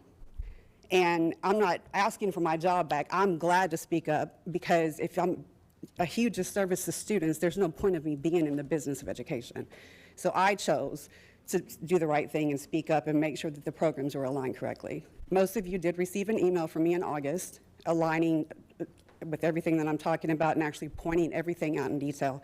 And I did send a report over to TEA. So I just wanted to let you know I'm here. I'm in support of Mr. Scott's grievance, and if y'all have any questions, want to reach out to me, I am here. Thank you.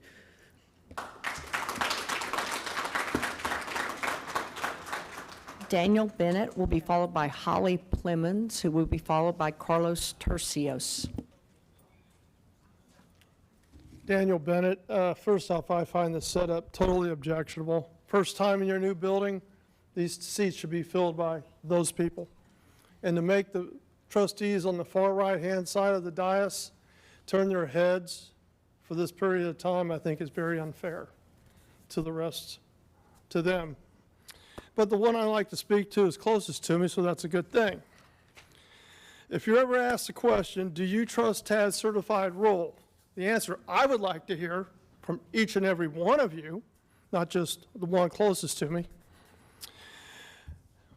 I understand the chief appraiser was suspended for 2 weeks for not acting to protect the private citizen from unwarranted, malevolent behavior by the head of residential, Randy Armstrong.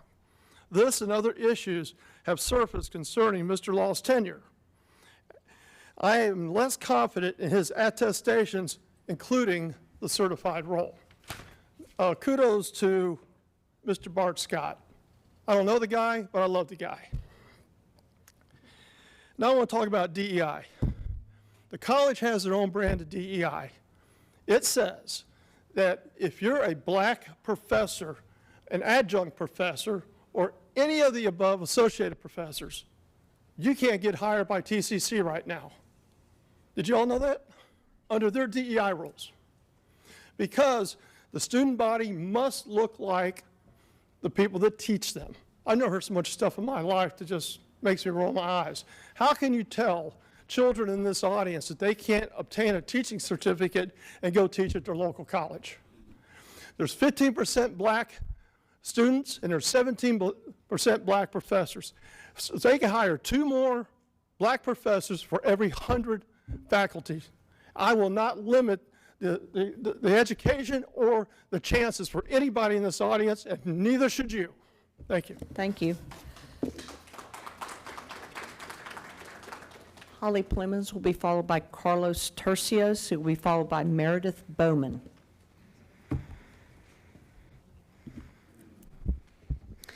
Holly Plemons, mom of 3, taxpayer in Fort Worth ISD. I want to talk to you about agenda item B2 for $1,449,000 in legal fees for 2 months of services so that you can go hire foreigners to take Americans' jobs, considering you just currently told 11 teachers in Benbrook that they have to reapply. That's not telling teachers that you care about them by doing that. And all the trustees, please pay attention to the list on B2 of the law firms.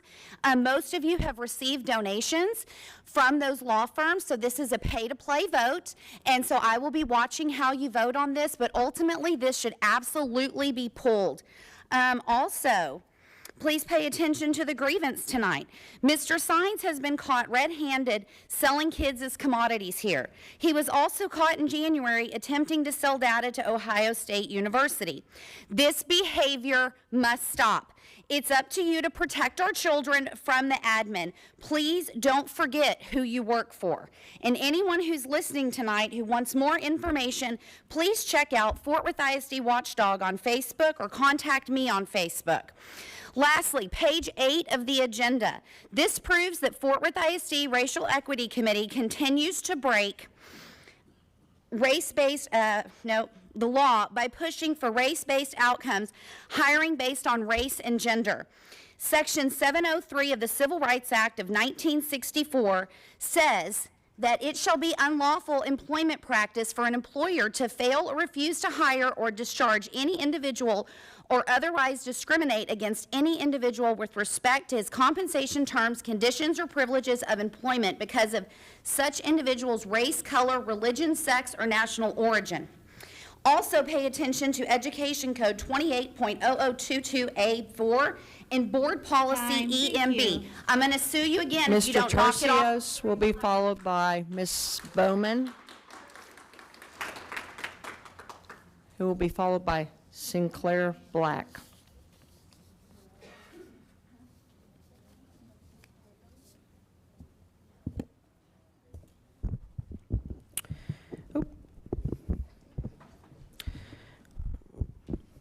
Good evening, Board, Madam Superintendent Ramsey, and of course, Madam Board President Toby Jackson.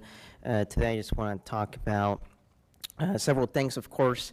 I appreciate Dr. Ramsey for cutting hundreds of jobs, including central administration positions.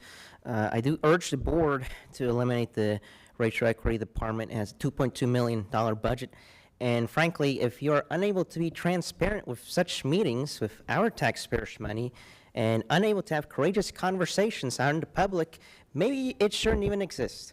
So if you're using taxpayers' money to have secret meetings, of course, because apparently there was a meeting this month, I don't think the department should even exist with our taxpayers' money. I think the $2.2 million should be going to making sure that teachers are actually kept in the independent school district and actually making sure that we deal with the discipline problems in this school district. So defund the DEI department altogether. Governor Abbott is doing a fantastic job with public universities, and I can't wait for Austin to get involved in independent school districts and actually protecting students and teachers altogether.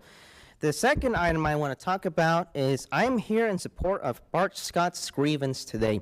I think it's a shame that the independent school district they there in the past exploit students on the OSHA 30 program. They basically made students take this course during STEM classes and business classes when at the end of the day, the ISD was doing it only because they got $5,000 per student, and they exploited those students because it was nothing more than a cash money-making scheme at the end of the day. I'm asking for the independent school district to make sure there's accountability, because a lot of the directors here should be fired at the end of the day. And ladies and gentlemen, if you vote against Bart Scott, if you fire Bart Scott, you'll be declaring war against teachers, you'll be going after teachers, and not only that, you will be having a referendum this May 6th, this 2023, so please be careful on those votes. Thank you. Meredith Bowman will be followed by Sinclair Black, will be followed by Catherine Haygood. Good evening, Board. I'm Meredith Bowman, taxpayer, parent, and a Fort Worth ISD teacher. I am very disappointed in looking, I didn't even realize I'm sitting in the very back of how we are so far back this evening.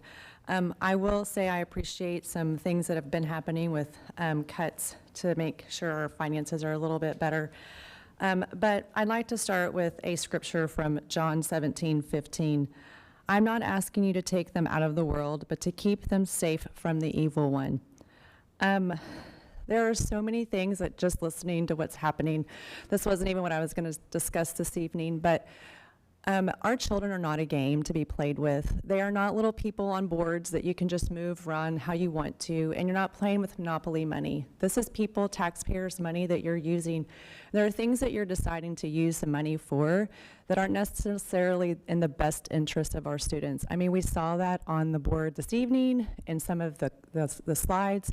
Last board meeting with reading scores and the expectation of passing. Academics should be what we're focusing on. Should not be on all this extra emotion stuff and all these other things. Our students come to school to learn academics, to learn how to read, to learn math, to learn science, to learn the things that they are learning. And when they're doing that, they're doing things for the intrinsic reason of how it makes them feel good. With a teacher of 20 plus years of experience, things have really changed. And things are going down, down, down. Obviously, we've got students leaving Fort Worth ISD. I started here 9 years ago, and we had a pretty good district back then. I think we just need to reevaluate what we're doing, what programs we're investing in, and think of our children and their futures. Thank you.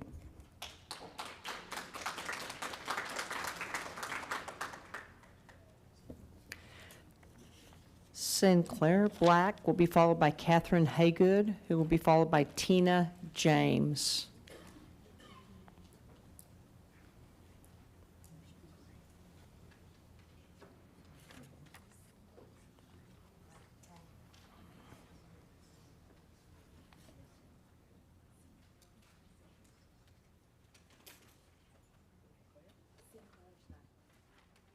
Sinclair is not in attendance. Catherine Haygood. Good evening. I heard a man recently say, each of us was born into a world we did not create. We cannot be judged on the world we entered. It's what we do with it that matters. It is both unjust and cruel to force children to feel shame for their racial identity and for historical injustices over which they have had no control. All of our children are created by God. They are equal in His eyes. It doesn't matter what the skin color is. Martin Luther King's famous quote, "I have a dream that my 4 little children will one day live in a nation where they will not be judged by the color of their skin, but by the content of their character." Our country was founded on Christianity, which teaches compassion, caring for the weak, treating others equally. Good character is what we want. When it comes to education, our kids need an equal playing field. Teach them reading, writing, arithmetic, American history, and the sciences. Is our history perfect? No. But teach it accurately, the good and the bad, and show how we have worked to correct many injustices. The diversity, equity, and inclusion programs encourage divisiveness. The great achievements of the civil rights movements are disparaged. These programs are not instilling good character in our kids. They are doing damage to our children and to the future of our country. Instead, let's focus on what will help them succeed in life. In summary, please do not renew the contracts for the DEI and the SEL programs in Fort Worth ISD. These programs are destructive for our children and our nation. Thank you so much. Thank you. Tina James will be followed by Todd Daniel, who will be followed by Kara Waddell. Good afternoon. I just wanted to make a statement. I saw earlier on the slides that we had, and it showed about the suicide risk assessment, the violence risk assessment, and homicide. However, it seems that the human sex trafficking is not being mentioned, seeing that Fort Worth, June 21st of 2021, received federal grants to develop and implement programs to prevent human sex trafficking. And so with that being said, we are the 8th school district that received this money in the nation. So human sex trafficking it's a despicable crime that is poorly understood and rarely spoken about in our communities, in our schools, and in our homes. And now it's sad that we actually have to protect our children not only from sex predators, but teachers and people that are in the school districts now. Now we need to find some way of protecting our children inside the schools from other people that are supposed to be put there to protect, educate, and take care of our children. But now we have to wonder, are they safe in school as well as in our communities? What do? We have this money here. You also have that $2.6 million money that was put in for sex programs. Kids know about sex. What we need to teach them is what to do after they do it and protect them and provide education for them then. Because honestly, it's already being told to them, so they're familiar with it. But we have to educate them about human sex trafficking. There's so different many forms of it where someone is possibly playing with their child and putting their hands on their waist and stuff, but just to see what their reaction is going to be, including teachers, uncles. So I'm not limiting it to anybody. I'm just saying we got to be more proactive opposed to reactive when it comes to saving our children, educationally wise, physically wise, social, and their emotions. Oh my God, we got to figure out how to save our children. Save our children. When we send them to school, it's for education and safety, not to be pedophied on and messed with throughout. Thank you.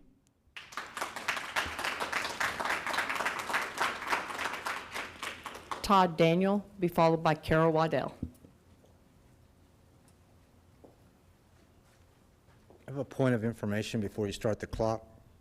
According to Texas Open Meetings Act, Section 551042, at a meeting of a government body, a member of public or the government body inquires about a subject which notice has not been given as required by the subchapter. The notice provisions of this subchapter do not apply if questions are of specific factual information given in response to an inquiry or recitation of existing policy in response to the inquiry. So would you pause the clock? I have a question. Point of information. Page 8 of tonight's agenda discusses racial equity committee meetings. There was no proper notice given of this meeting, and there are no meeting minutes of this. Previously, meeting minutes were kept. If meeting minutes are kept, that means the committee was open and they're referring public information to the board for decisions. Every meeting opens with a hand raising and checking of the quorum members present. So The BED local states itself that a quorum must be present. A quorum of a committee is different than a full quorum of the board. You guys are in violation of TOMA again. You are having secret meetings, and a year ago you went underground with this racial equity committee meetings. Previously, public was allowed, cameras were allowed. If you are deciding public business, it has to be open to the public. Does anybody want to address this, recite what your board policy is that decides willy-nilly you can go underground and have meeting minutes, have a quorum or not, and have these meetings and not notice them to the public? You are required by law to notice the public when you have these meetings. You're required by law to open the meetings. You're required by law to give meeting minutes. Ms. Waddell will be followed by Dr. William Goodloe. I'm sorry, Carol Waddell will be followed by Carrie Raymeyer, who will be followed by Dr. William Goodloe. Good evening. I'm Kara Waddell, and I serve as CEO of Child Care Associates. So President Jackson, Superintendent Ramsey, members of the school board. At the encouragement of our CCA board, I'm on a bit of a roadshow this evening. I'm visiting our school boards from 4 different partnering school districts, including Fort Worth ISD. And I wanted to touch base with you on 2 different things. One, a little bit of a history lesson of our 21-year partnership with Head Start and Fort Worth ISD, and then also a little bit of future casting. We share a common vision with Fort Worth ISD that every child, regardless of neighborhood or circumstance, should have access to high-quality early learning and care. So history, 54 years ago, Child Care Associates was formed by this community and asked to be providers of preschool services. We created a preschool infrastructure in some of our highest need neighborhoods. 20 years after that, our state-funded pre-K, which was wonderful. About a half-day program, we partnered with Fort Worth ISD and made it a whole-day program for some of our highest need children. And later, when Fort Worth ISD decided to offer full-day pre-K, CCA adjusted, and we updated our partnership model so that today we're offering a whole child and whole family model of early education for 3- and 4-year-olds. Now, I need to be honest, pre-kindergarten expansion has had a little bit of impact on our community-based programs, especially childcare. We'll save that topic for another day. But the second area is a little bit of future casting. The future of CCA in early education is changing. We manage around $22 million, that's taxpayer dollars, in order to serve some of our highest need children. And we're able to, at this opportunity, begin to retask some of those resources. And so we're thrilled about the investment of Fort Worth ISD through its school bond, specifically in some infant-toddler infrastructure. CCA has set aside nearly $1 million in resources in order to provide those services free of charge to eligible families. As the partnership moves forward, we're also excited to continue to offer pre-K and Head Start together in our schools as well as in our community-based programs. We look forward to working with Olayinka and team as we continue to make high-quality early education available for all children 0 to 5. Thank you. Thank you. Ms. Raymeyer will be followed by Dr. William Goodloe, be followed by Valeria Navarez. Good evening. I'm sure everyone has noticed that the subject of so-called school choice, or more accurately, vouchers, have been all over the place lately.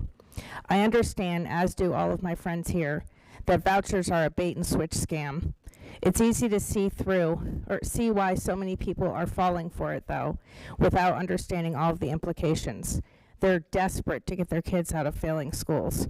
I'm guessing most of you are against vouchers. The best way to stop this train is to stop doing things that aren't working. Get back to the basics. If kids can read well, they have the skill needed to learn almost anything else in life. Instead of all the useless or worse harmful practices being done in the name of equity, you should implement the #1 solution: teach them to read. That would be truly equitable. Frederick Douglass once said, "Once you learn to read, you will be forever free." William Godwin said that he that loves reading has everything within his reach. I sometimes wonder if district trustees serve secret masters whose actual goal is to have the district taken over by the state or to destroy public education altogether. A few comments to voters about the race for District 5. In several forums, C.J. Evans lied repeatedly, saying she didn't vote to raise taxes. She absolutely did, as did all of you, except for Dr. Ryan. She refused to say that teaching gender ideology doesn't belong in the district. Also, she would not commit to not force masking our kids again, despite the mass of scientific evidence that is now well known, proving it's harmful. CJ knows better than you parents, and she'll raise your taxes to prove it. Dr. William Goodloe will be followed by Valeria Navarez. If Dr. Goodloe is not here, Ms. Navarez will be followed by our final speaker, Ms. Amy Super.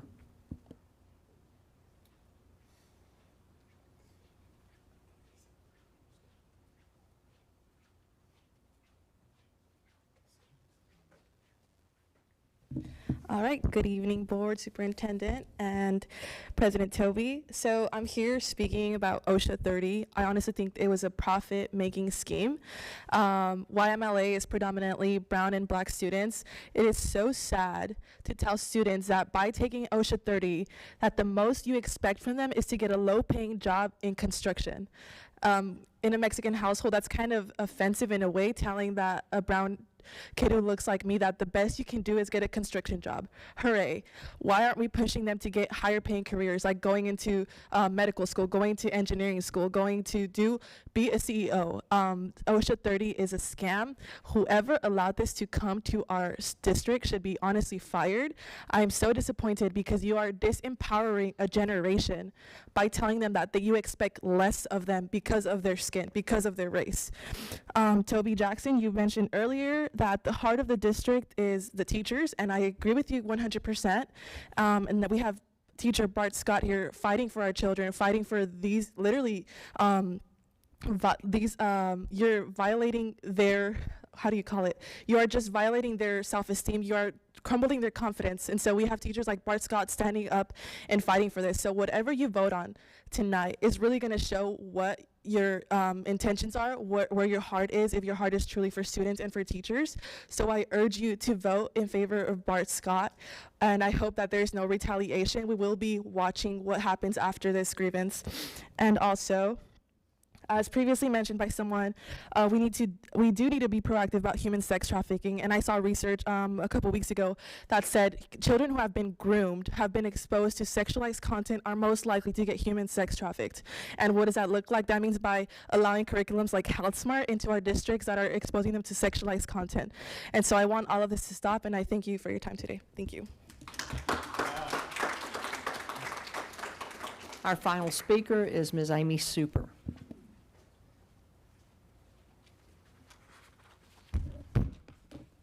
So one of our trustees in the recent weeks decided to refer to parents who speak at board meetings as people barking.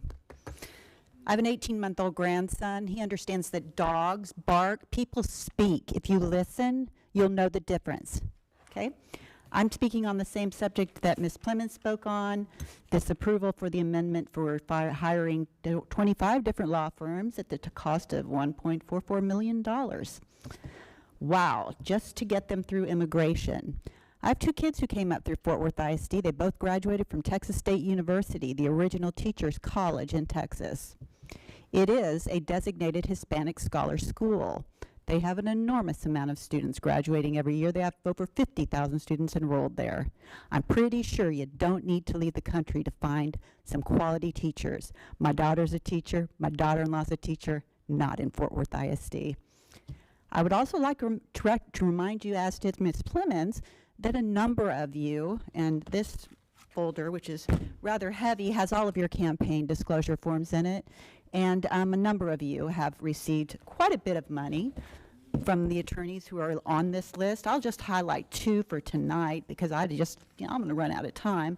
Trustee Louis Buenos, you've received over $2,500 from the Kelly Hart and Hallman law firm, which is on this list. They've now formed a PAC, so I guess it's all good. The Kelly Hart PAC gave you $500. Trustee Dar, O'Hanlon, DeMarcarth, and Castillo gave you $2,000. I don't have time to sit here and go through all of them, and some of you don't put who your donors, what they do for a living. Some of you are much more precise in your campaign disclosure form, so I don't know. I'm sure there are quite a few more, and let's not ever forget Lineberger, even though they're not on this list. You all receive thousands from them. Recuse yourself from this before you make a big mistake. Don't take money from people that you're going to turn around and give money to do something. Thank you. Thank you. Thanks to each of you for sharing your thoughts this evening, and thank you for being here with us. As board president, I'm making the following statement in accordance with board policy BBFA local. This is a reminder to each of our board members of the legal conflict of interest requirements and disclosure requirements you may have for matters under consideration on the agenda for this meeting. If required by law, board members shall recuse themselves from all discussion and shall abstain from voting on any matter pertaining to such a disclosure. Are there any questions or comments concerning consent agenda items? Trustee Ryan. Well, first on B1, which is hiring a firm to help with, I think, hard-to-find substitute positions. Question would be, is that supplanting what we do now and replacing what we do now, or are we going to, they're looking just for those hard-to-find spots?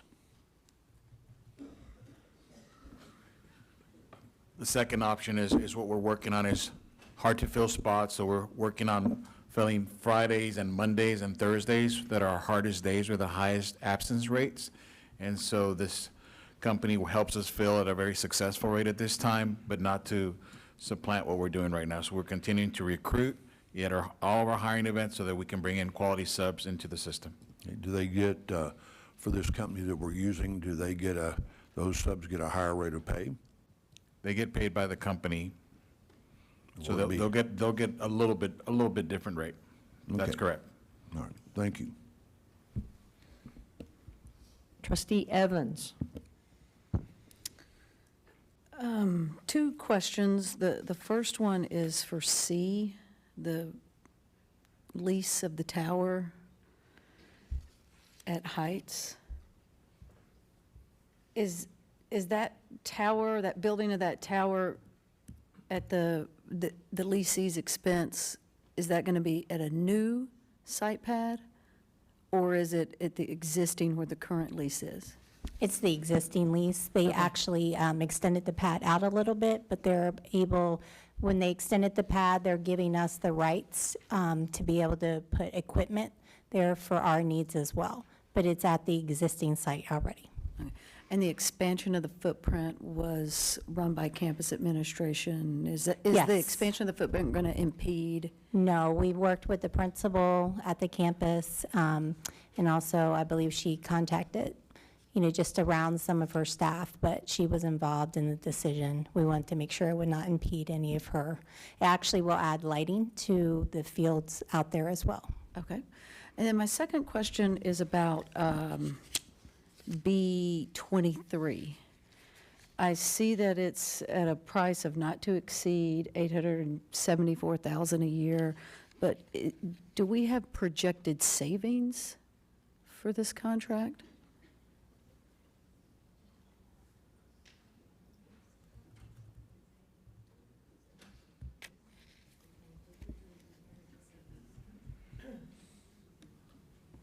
No, we don't have projecting savings for that. Okay, I'm going to ask that this item be moved to the action. Action? Yeah. Yes, ma'am. That's all I have. Dr. Ryan? The other thing is I'd like to move item B2 to action. So Trustee Evans, what did you just move, ma'am? B23, and Dr. Ryan, B2? Yes, ma'am. Okay.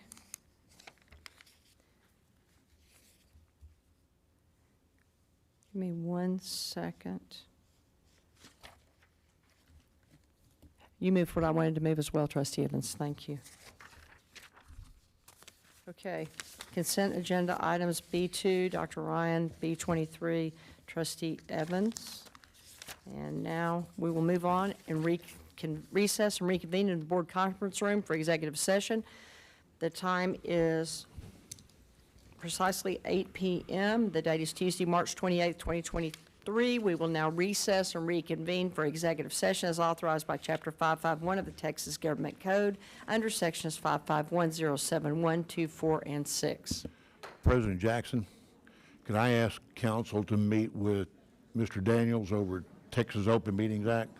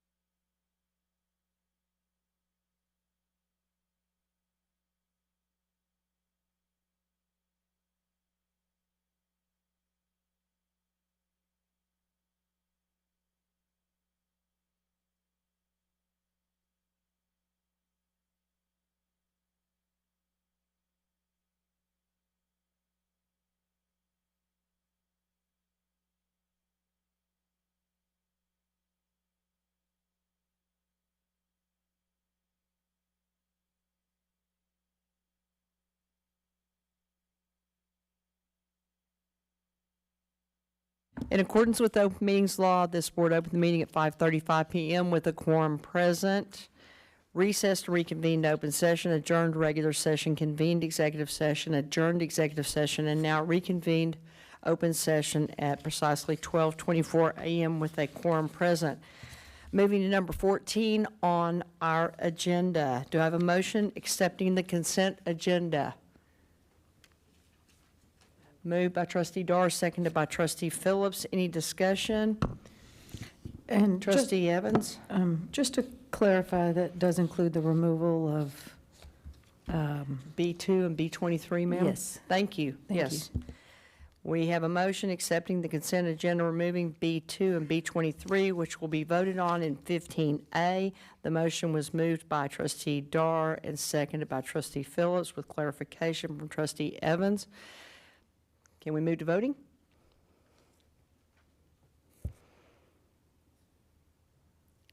And the motion passes unanimously. We're moving to 15A to vote on B2 and B23. Council, may we take both of those in one swooping item? President Jackson, I respectfully request that we pull item B2 at this time. Okay.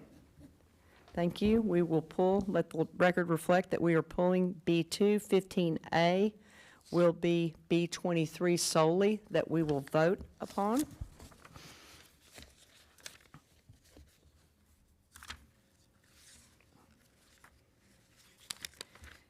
And B23, I'm flipping through. To find it. Do you have B23? The language, do you have it handy? It's the approved energy savings. Yes. B23, approve energy savings contract. Thank you, Dr. Ramsey. Do I have a motion for B23? I need some additional information. Okay. We need to have discussion. Well, nobody moved, so I don't know. I just, So, I need some more somebody- additional information before I would feel comfortable moving, and I may not be the only one. I cannot speak for my colleagues. Council, we need a motion and a second Yes, per to Robert begin Fu- discussion. Yes, So I'll go ahead and move on this. Can I have a second? Just for Trustee purposes Evans? of discussion. Just for purposes of discussion. Jackson on the motion, Evans on the second. Trustee Dar, did you have some questions? Yes, it's the same as what trustee Evans asked earlier, is what are our savings? I know that the amount that we're spending now is significantly less than what we have spent in the past, but there's no point in spending any money if we're not saving more money. Yes, Carmen Arieta Candelaria, Chief Financial Officer. With regards to this particular contract, you're correct. We had a different type of contract since 2017. Last year, we extended another contract for another one-year period, and so this is actually a new contract for 3 years. And what this contract calls for is, this is for direct services, for energy management, more contract management, and these consultants will support an energy savings program similar to that in the past. And it does have a guarantee that the savings would be covered, the cost of the program would be covered by the amount of, at least by the amount of savings of the program. So they are, according to Section 6 of the contract, there is a guarantee that basically says that they will, any item above the total cost of the contract will be reimbursed to the district. So in other words, they are guaranteed that they will save at least the $873,000 of the cost of the contract back to the district. And if it's more than that, if It's the more than savings that. is more than that, then we just pocket that savings? We would pocket that. Okay. So The they're at fee least will guaranteed not that. go up in any way? Correct, and that it was the difference, I understand, of course, I wasn't here during that time, but I understood that the structure of that contract was substantially different than this contract. This contract really is more, I consider more direct services that are being purchased. Before, it was sharing of energy savings. So whatever energy they saved, they got a portion of the contract. So this is for more direct services. They do have a specialist on hand that provide direct services for our campuses to ensure that the same type of program, they manage the program, they monitor controls to ensure that we are going to generate the savings. And so I think at $873,000, I think it's more reasonable and probably more in line with the number of staff that they have and the services that they've provided.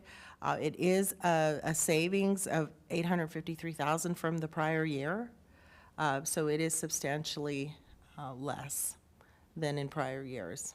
Okay, the second question is, does this prohibit principals from being able to adjust their thermostats? If, let's say, they have a presentation and they're going to have 500 people in the auditorium, you're going to need to adjust the thermostat in a different way than if you are if it's empty, are there 5 people in there? And that may be a question that you're not prepared to answer, and I'm sorry.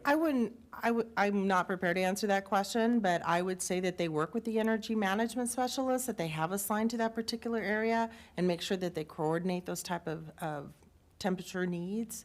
That's what I'm typically used to, so I would say that would be my best answer. It may not be 100% accurate, but we do have, on my understanding, they have a really good relationship with the campuses. They've established over the years. It is the same individuals, and they work really well with the campuses. And so I understand that about the program. So I would say, I know that when we have a concern, we always reach out, and they do make a modification to our space. So I would assume that they would do the same thing. Okay, thank you. Okay. I have a concern, and you can't answer this, but they have to load their programming in before the start of school. Mm-hmm. And we were sent an email that explained from the person that worked with them that resigned. He was a Yale graduate. He is a very intelligent individual that was an employee of this district. And they crashed our computer system on that Saturday because they loaded the data in all on the Saturday before school started instead of loading it successively to not overload our system. I have a concern with that, so I want to know if that's addressed. I'd also asked Dr. Coburn to give us quarterly updates on this, and we've all been pretty busy, so I am concerned about the fact that we made a lot of changes to buildings, and they were being paid on energy savings, and those are energy savings that this district's taxpayers created with bond work. Now, we also increased square footage, so I don't know what those numbers are because I'm not an engineer. I know that's not fair to ask you, but I wanted to get that on the record. The other thing is, if somebody can tell us what is the exit clause language, what does it cost us for termination? Because it looked to me that we would foot the entire bill if we exited at 12 months because it's a 36-month contract, even though it has renewals at every 12 months. So according to the termination clause 8B under the contract, there is a provision for convenience by the client, so that we would have to give them 6 months prior written notice, and we would have to pay for any unpaid monthly fees through the date of termination. So that's the clause that's currently in the contract right now, and that would be for convenience. Of course, there's another provision for cause, where we would give them a reasonable opportunity to cure, and then if we couldn't reach a consensus on the cure, then we could also terminate them at that time. And again, we would be on the hook for any unpaid monthly fees that we would owe to them. Thank you. And what is the, when do we have to have this contract inked? So this contract is slated to start on April 1st. I believe the other contract does end in March, at the end of March. And so we would go through a period of time where we would have to position to something else, either do a shorter something in the interim until we could internalize the program. I do think we still have to have some internal system in order to continue to monitor the systems. We would have to ramp that up internally. I don't think we can I know we can't internalize it. I appreciate your language and I appreciate your thoughts, but I would never ask for us to do that. But I am concerned that we're going into a 3-year contract and we haven't had the follow-up from the Director of Ops that I thought that we would have, and I hold myself responsible for not following up as well. And I guess those are my comments, and they're on the record, but I'm very concerned about this contract. I just want to make sure that when we're putting this in for 3 years, we're in elections right now, in 2 years more elections will come up, and I don't want to encumber future boards with this. So anyway, that's it. Trustee Evans? Yes. Thank you for fielding our questions on this. My question revolves around Section 6 and Section 2. So it talks about the guarantee and the savings. Has Synergistic provided any way how this is calculated? And So I participated in a meeting last year as part of their annual review where they did present the savings from the other contracts. So they give us that information. It is proprietary and it is something that they calculate. We review it and we have staff review it internally. I was part of that presentation. I certainly did not calculate it, but we were given the information and we were given information that we did meet the prior contract requirements. Section 2 under our requirements is that it's J, facilitate annual presentations by the vendor regarding the program to the client's governing body. Is that a new provision in the clause, or the contract? Because I don't remember Synergistic ever presenting to us regarding this, and they did once? Yeah. Awards. They presented awards, remember? They had awards here. But have they presented to us regarding their program, or, I'm sorry, regarding the service there? Okay. And so, I'm not aware that it's in the prior contract. Okay. But I am aware of the annual presentation to staff. Because like I said, I did participate in that, just, they did give us the annual presentation. But per this, they would give us, the Yes. governing body, an update once a year? Yes, that's in that's in this contract. Okay. All right, thank you.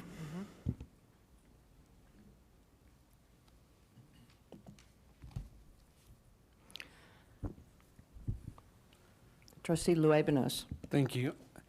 Do you know why are we doing 3 years instead of 1 year? I mean, I'm concerned of the long term for 3 years with that much money when we did 1 year before. I'm not aware of the specific rationale why it's 3 years, but I also think that, and that might have been negotiated through price. I would have to go back and ask specifically why we got a 3-year, why we're presenting a 3-year contract. However, if the board is concerned, I would think we could take back a 1-year agreement with 2-year renewals. I could present that to them as well if that was something that would be more palatable to the board. We can certainly make that part of your motion, and I would certainly take that back to them and see if they would be willing to accept a similar agreement like we did last year, which was a one-year contract with 2-year, one-year renewals. Thank you. You know, that would be something that certainly the board can vote to do so, and we would go back and make that request of them. Thanks. Like I said, the only thing is, I don't know if they would affect price, but I would do what the board would want me to do.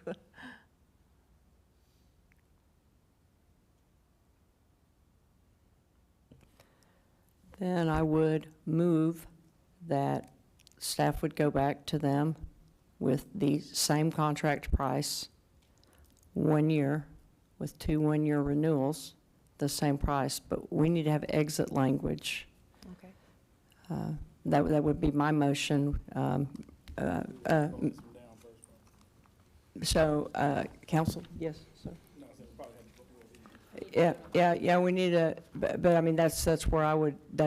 So we could do since there was a motion and a second Yes. for purposes of discussion, we would take that as a amended motion and then kind of go through that process. So if that's your amended motion, then we could entertain a second, then vote on that amended motion, and then if it passes, that becomes the main motion, and then we vote on that, and then that will. Right, I was kind of thinking out loud as of what we would move, and because it's it's rather awkward because we're asking her to negotiate on something, and we're on only one side of the negotiation is here. Well, it's not even necessarily a negotiation. If that's your motion, those are the terms that the board is willing to accept.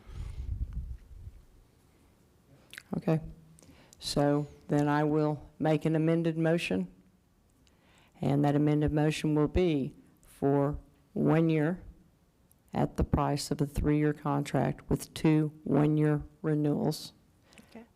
And a caveat with the penalty clause the same, just in 1-year increments. Okay. Do I still have a second from you, Trustee Evans, after all of that? Okay, thank you. Any discussion? Thank you. Let's move to voting.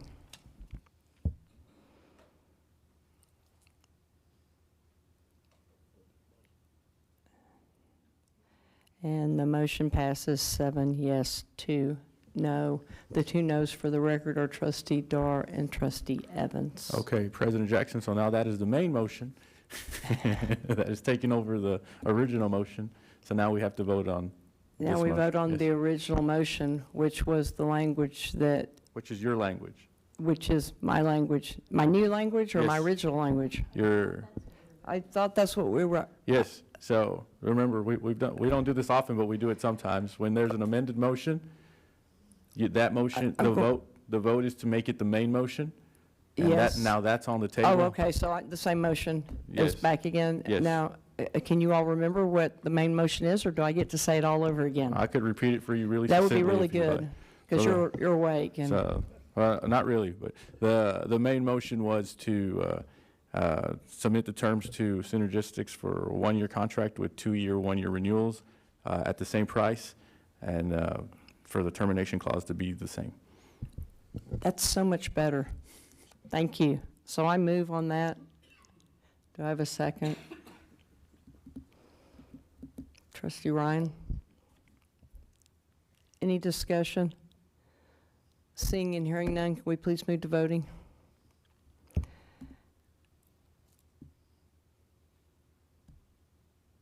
And the motion passes 7 yes, 2 no. 2 noes are Trustee Dar and Trustee Evans.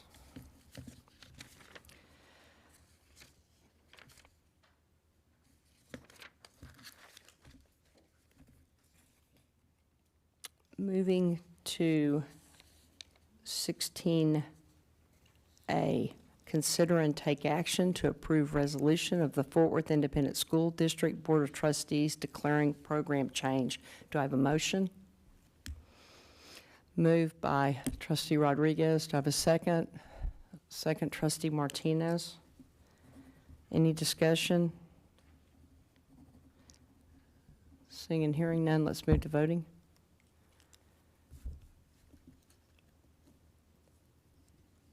And the motion passes unanimously. 16B, discussion and action to approve proposed non-renewal of certain term contract employees pursuant of Chapter 21 of the Texas Education Code. I'll hand it to you, Mr. Castillo. Yes, Madam Board President, members of the board, and Dr. Ramsey, not related to item A, based on the superintendent or the administration's recommendation, the advice of counsel is that the board propose a non-renewal of term contract employee A. Bohannon.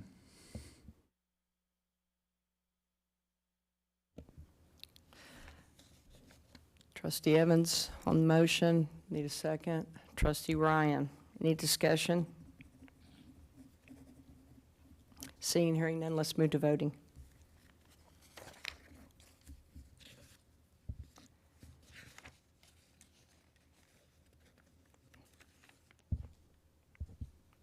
And motion passes unanimously. Moving to 16F, discussion and action to approve additional spending authority for job order contracting services in conjunction with the 2017 Capital Improvement Program. Do I have a motion? Trustee Evans, second. Trustee Bridges. Any discussion? Seeing and hearing none, let's move to voting.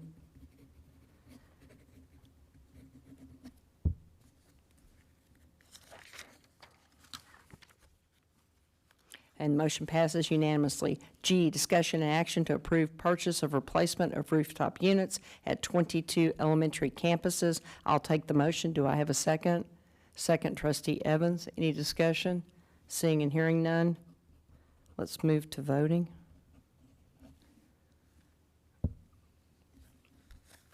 And the motion passes unanimously. H, discussion and action to approve purchase of interactive flat panels and services for classrooms at all Leadership Academy Network campuses and Phelan Leadership Academy at J.M. Jacquet Middle School. Do I have a motion? Trustee Dar, second. Trustee Evans. Any discussion? Seeing and hearing none, let's move to voting. And the motion passes unanimously. I, discussion and action to approve purchase of fiber-wide area network equipment and services. E. Excuse me, President Jackson, are we off on our letters? I think we're off on our letters. We are. I guess we're off on our letters on the script. I'm so sorry. We vote on the right things, but wrong. We letters. are. We are. I'm just not, I'm looking at my script and not this. Okay, so how should we correct? We have to course correct on this, so. Let's just start over again. That's the. Okay, that'll be fun. We'll start F, with F. not all yes. the way to A. Yes, Hey, that's F. great teamwork. Thank you, guys. F, approved purchase of replacement of rooftop units at 22 elementary campuses. Do I have a motion? That's still the wrong letter. F is the wrong letter? It's what the agenda says. Are you saying that it's the wrong letter up there, Trustee Evans, or is it the wrong letter on your computer screen? Okay, so what? Yes, so F is the job order contracting services in conjunction with the 2017 capital improvement plan. So, you know, I think it is my fault, and I accept full responsibility. So what is? She's reading from the agenda that the trustees have in front of them. Well, council's agenda is different than my agenda. I have a script, and I've read everything that we've completed, so how should we proceed? Because I want to make sure it's right. Shall we start over completely with action items, or shall we start, because my F is discussion and action to approve additional spending authority for job order contracting services. Okay? But that's not on my That's not agenda. what's on the agenda that's been posted. Yes, so I understand. So I just want to know what the easiest correction is. Use the agenda that was posted. I don't know Okay. if Dr. Ramsey could get you So- There you go. So what would you like me to read?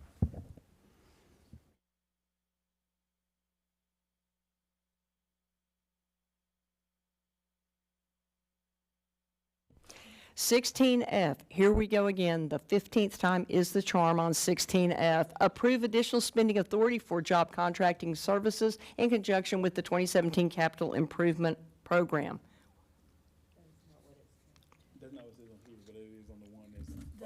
It's what I read initially, it's what we voted on initially, it's what she has here. It's not what's on here.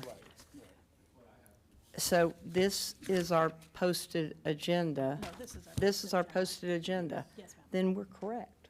We are correct. Okay, but we'll still course correct and go back through? Yes, please. Okay, okay, so we're starting with 16F. I move, can I have a second? Second, trustee Luebanos, this is getting fun. The first time it was somebody else. Okay, got it. Any discussion? I bet not. Let's move to voting.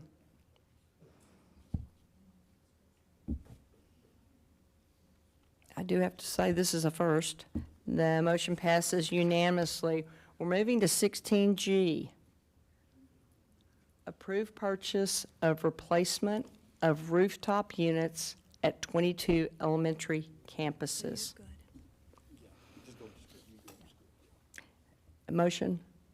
Motion trustee Evans, second by trustee Ryan. Any discussion? Seeing and hearing none, let's move to voting, please.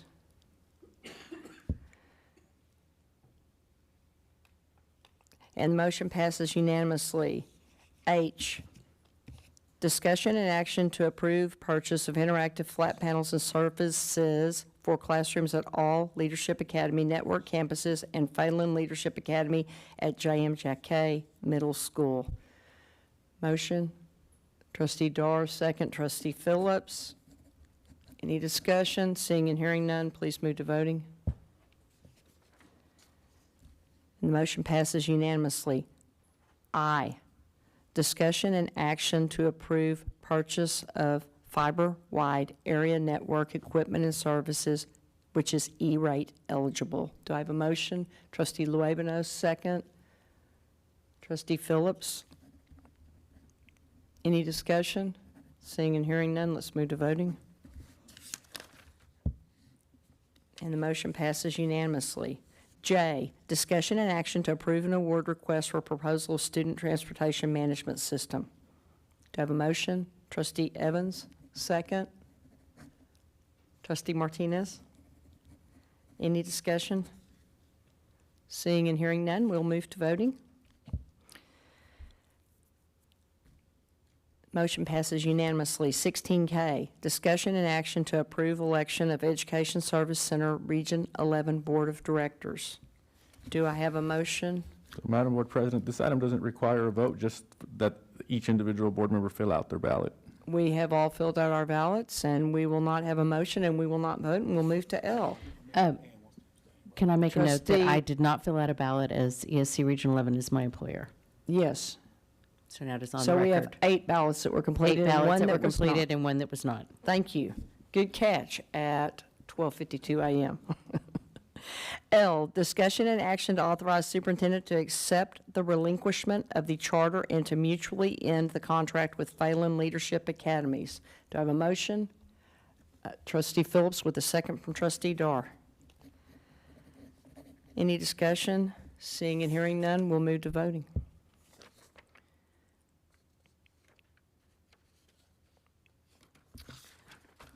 Prior to addressing item M, I'm going to ask if anyone has any comments that they would like to make this evening. Trustee Dar. Yes, I believe I have a picture to go along with this.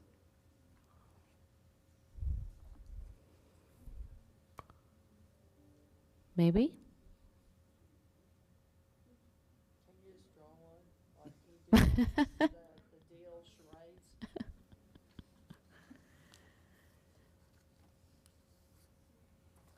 Okay, there it is.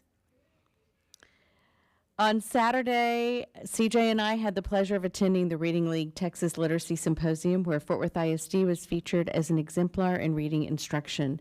Dr. Marcy Sorensen, Chief Academic Officer, spoke about the recent changes in pedagogy, curriculum, and instruction, and staff from Contreras and De Zavala elementary schools answered questions as a panel. Educators from all over North Texas attended this event, and it was a remarkable morning.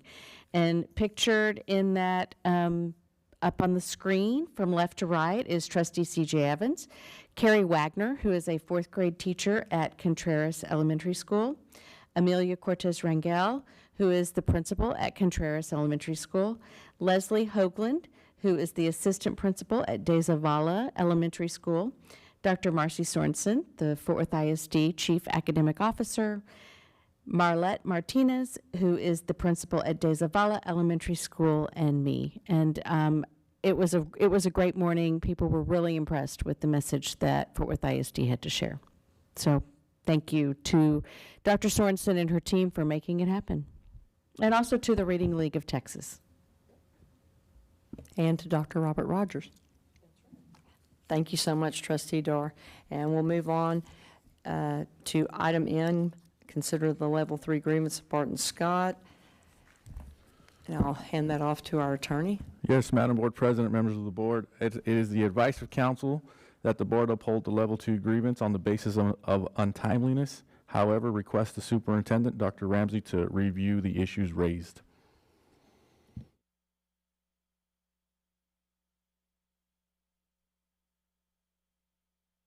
Do I have a motion? Trustee Evans, second. Trustee Phillips. Any discussion? Seeing and hearing none, let's move to voting on this final item.